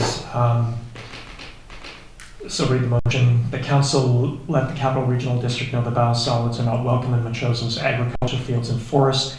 And, okay, I'm sorry, I'm going to start again. The council draft a letter to the Capital Regional District advising that biosolids are not welcome in Machosen's agricultural fields and forests, and also address the ongoing process that is underway on this matter, as in biosolids. So again, this will give the drafter some leeway in terms of like addressing some of the process questions, which I think you're raising. Not questions, but process elements. So. Councillor Wilson? Yeah, I just have a question for Councillor Shukin, to not limit it to just agricultural fields and forests, but all land in Machosen. Yes. Sure. I mean, it could end up in the buffer land. It could end up on our roadside trails or roads, shoulders. Yeah. Just no land application. Okay, I haven't had a seconder, so let me revise this motion, or the council draft a letter to advise the Capital Regional District that biosolids are not welcome on Machosen's land, agricultural fields, forests, or other lands. Sorry. Can not just say in Machosen? In Machosen. Yeah. Yeah. Okay. Are welcome in Machosen. Thank you very much, Councillor Wright. And that the letter include comments on other elements related to the process, to the ongoing biosolid process underway right now. And the literature review and the legal opinion. Yeah. And well, that can be just kind of bundled into the process element. Yeah. Okay. So this is amendment to the motion? So moved. So. Moved by Councillor Shukin, seconded by Councillor Epp. More discussion? I hate to say it, but I'm not clear on the motion. Sorry about that. Maybe we could ask, have we heard back? Right. Okay, so in terms of making the motion, if I could, I think it's simplistic to simply say right now that we don't want biosolids. That's the key thing. However, there's a larger process underway by which the issue is being adjudicated right now, including some of the preferred options, as in thermal disposal of these. So I think we can lend our support to that with a broader letter. I'm, in some ways, Councillor Grant, taking up your thought that we can, you know. I'm good with it, I just didn't get the wording. Oh, Sorry. Okay, Just the wording of the motion. fair enough. Thanks to Councillor App for making it simpler. So, great. So moved. Okay, Second. so this is moved by Councillor Schuman, seconded by Oh, sure. Councillor Yap. So I just didn't get what I was just asking was, what is the motion? Okay. Do you want to repeat it back again? Yes, please. Okay. Just to know So- what we're voting on. Do you want me to take a crack at it? So, moving that council send a letter to the chair of the CRD with the points that biosolids are not welcome in the chosen, to acknowledge that we support the 2011 resolution of the ban on the application of biosolids in CRD within the CRD. Acknowledge their efforts for the long-term management strategy and with their preferred option of thermal processing. And finally, we're looking forward to the results of the third-party literature review and the legal opinion that will be forthcoming. That would be an amendment. Thank you for reading that out. Sure. Yeah. So that's okay to both you and Councillor Epp? Yeah. So can I ask, if we had a legal opinion that said it's legal to put it on the land, would we say that's okay then? Does a legal opinion matter to us? Yeah, I think. It doesn't to me. Yeah, the legal opinion matters to me. I think more information is better, and I won't disregard it in my deliberations, absolutely. Okay. And can I ask you, I mean, you know the most about this, when would the thermal processing be available at the CRD? What's the timeline? Yeah, it's a long timeline, How unfortunately. many years? Oh, I don't know how many years, probably 5 to 6, I think I read 10. possibly. So that's why we're talking about this today, is it's a long way off still. Yeah, it is the long-term management plan. And so for us, I think getting the issue about it, we don't want it spread here in the meantime is kind of important. I'm not speaking against the motion, but thanks for that. And I think this is a good motion because all of us at this table have committed to the importance of our natural environment and to the aquifer. I mean, that's why Councillor Donaldson and I are going through all these meetings to talk about the aquifer and its inability to supply some Metchosin residents with water. We want that water to be impeccable for drinking and safe for everybody in Metchosin. So we all are concerned about the aquifer and our environment. I'm pleased to hear that. It didn't sound that way a few moments ago with words like misinformation and fear-mongering. Marilyn, I hope that if we pass this motion that you will fight for us at the CRD to stop from having biosolids put on the land, both in Metchosin but anywhere in the CRD. Well, I've already said that I will vote for not applying biosolids on the land. I will note, though, that some of the discussions and the decisions don't involve us. So they are a weighted participant vote, and we are not a participant in the paying for the preparation of the biosolids and the solid waste manufacturing plant or processing plant in Esquimalt. So some of the motions or some of the items I can speak to it, but I can't vote on. I appreciate that. Thank you very much. Yeah, go ahead, Councillor Donaldson. Well, we got a motion. Yep, we've got a motion. Did you want to speak to it? I just had, after the motion, another comment Sure. in relation to it. Sure. Okay, if everybody's ready, I'll call the motion, call the question on the amendment to the motion. Okay. Right? Okay, I'll call the question. All in favor? Opposed? Nobody's opposed. Okay, so on the main motion, it is, what is the main motion? If I may, that is effectively the same motion. So Sorry? what you read out, It encapsulates that. that's correct. motion. You've done the whole Yeah, thing, yeah. but I guess we can vote on the main motion now if you like. Yeah, So it will encapsulate that the biosolids are not welcome in the chosen. That's the motion. Okay, I'll call the motion on that. Just, okay. The amended You've got- motion. Well, we've already passed the amended motion that the letter will go through. That, I don't think we need to have this motion, actually. I think it sort of muddies things. Tina, can you help me out here? Typically, if it's something controversial, then you would have to, call the amendment and then call the main motion. But if all council agrees, it can just be one motion. Okay, so we'll take that as one motion. Okay. Okay. Councillor Donaldson, you wanted to address some points. Yes, so you're saying that the CRD is going to be looking for input from the public? Yes, right now. Right now, so can we have that put on our district website and fan it out to the residents? Sure. So I think that would be a good idea. Yeah, there's a link that is provided on the CRD website. Thank you. I support that. Okay. Everybody's okay with that? Anything else, Councillor Donaldson? No, that's great. Thank you. Okay. Okay, good. Let's move on. Then, Councillor Epp, on page 33, we have the business arising from the Public Works meeting of May 13th. Right, this is to approve a grant application to continue all the good work that FireSmart has been doing in the community. So I will move that council support the Community Emergency Preparedness CEPF FireSmart Community Funding Grant application for 2025. Second.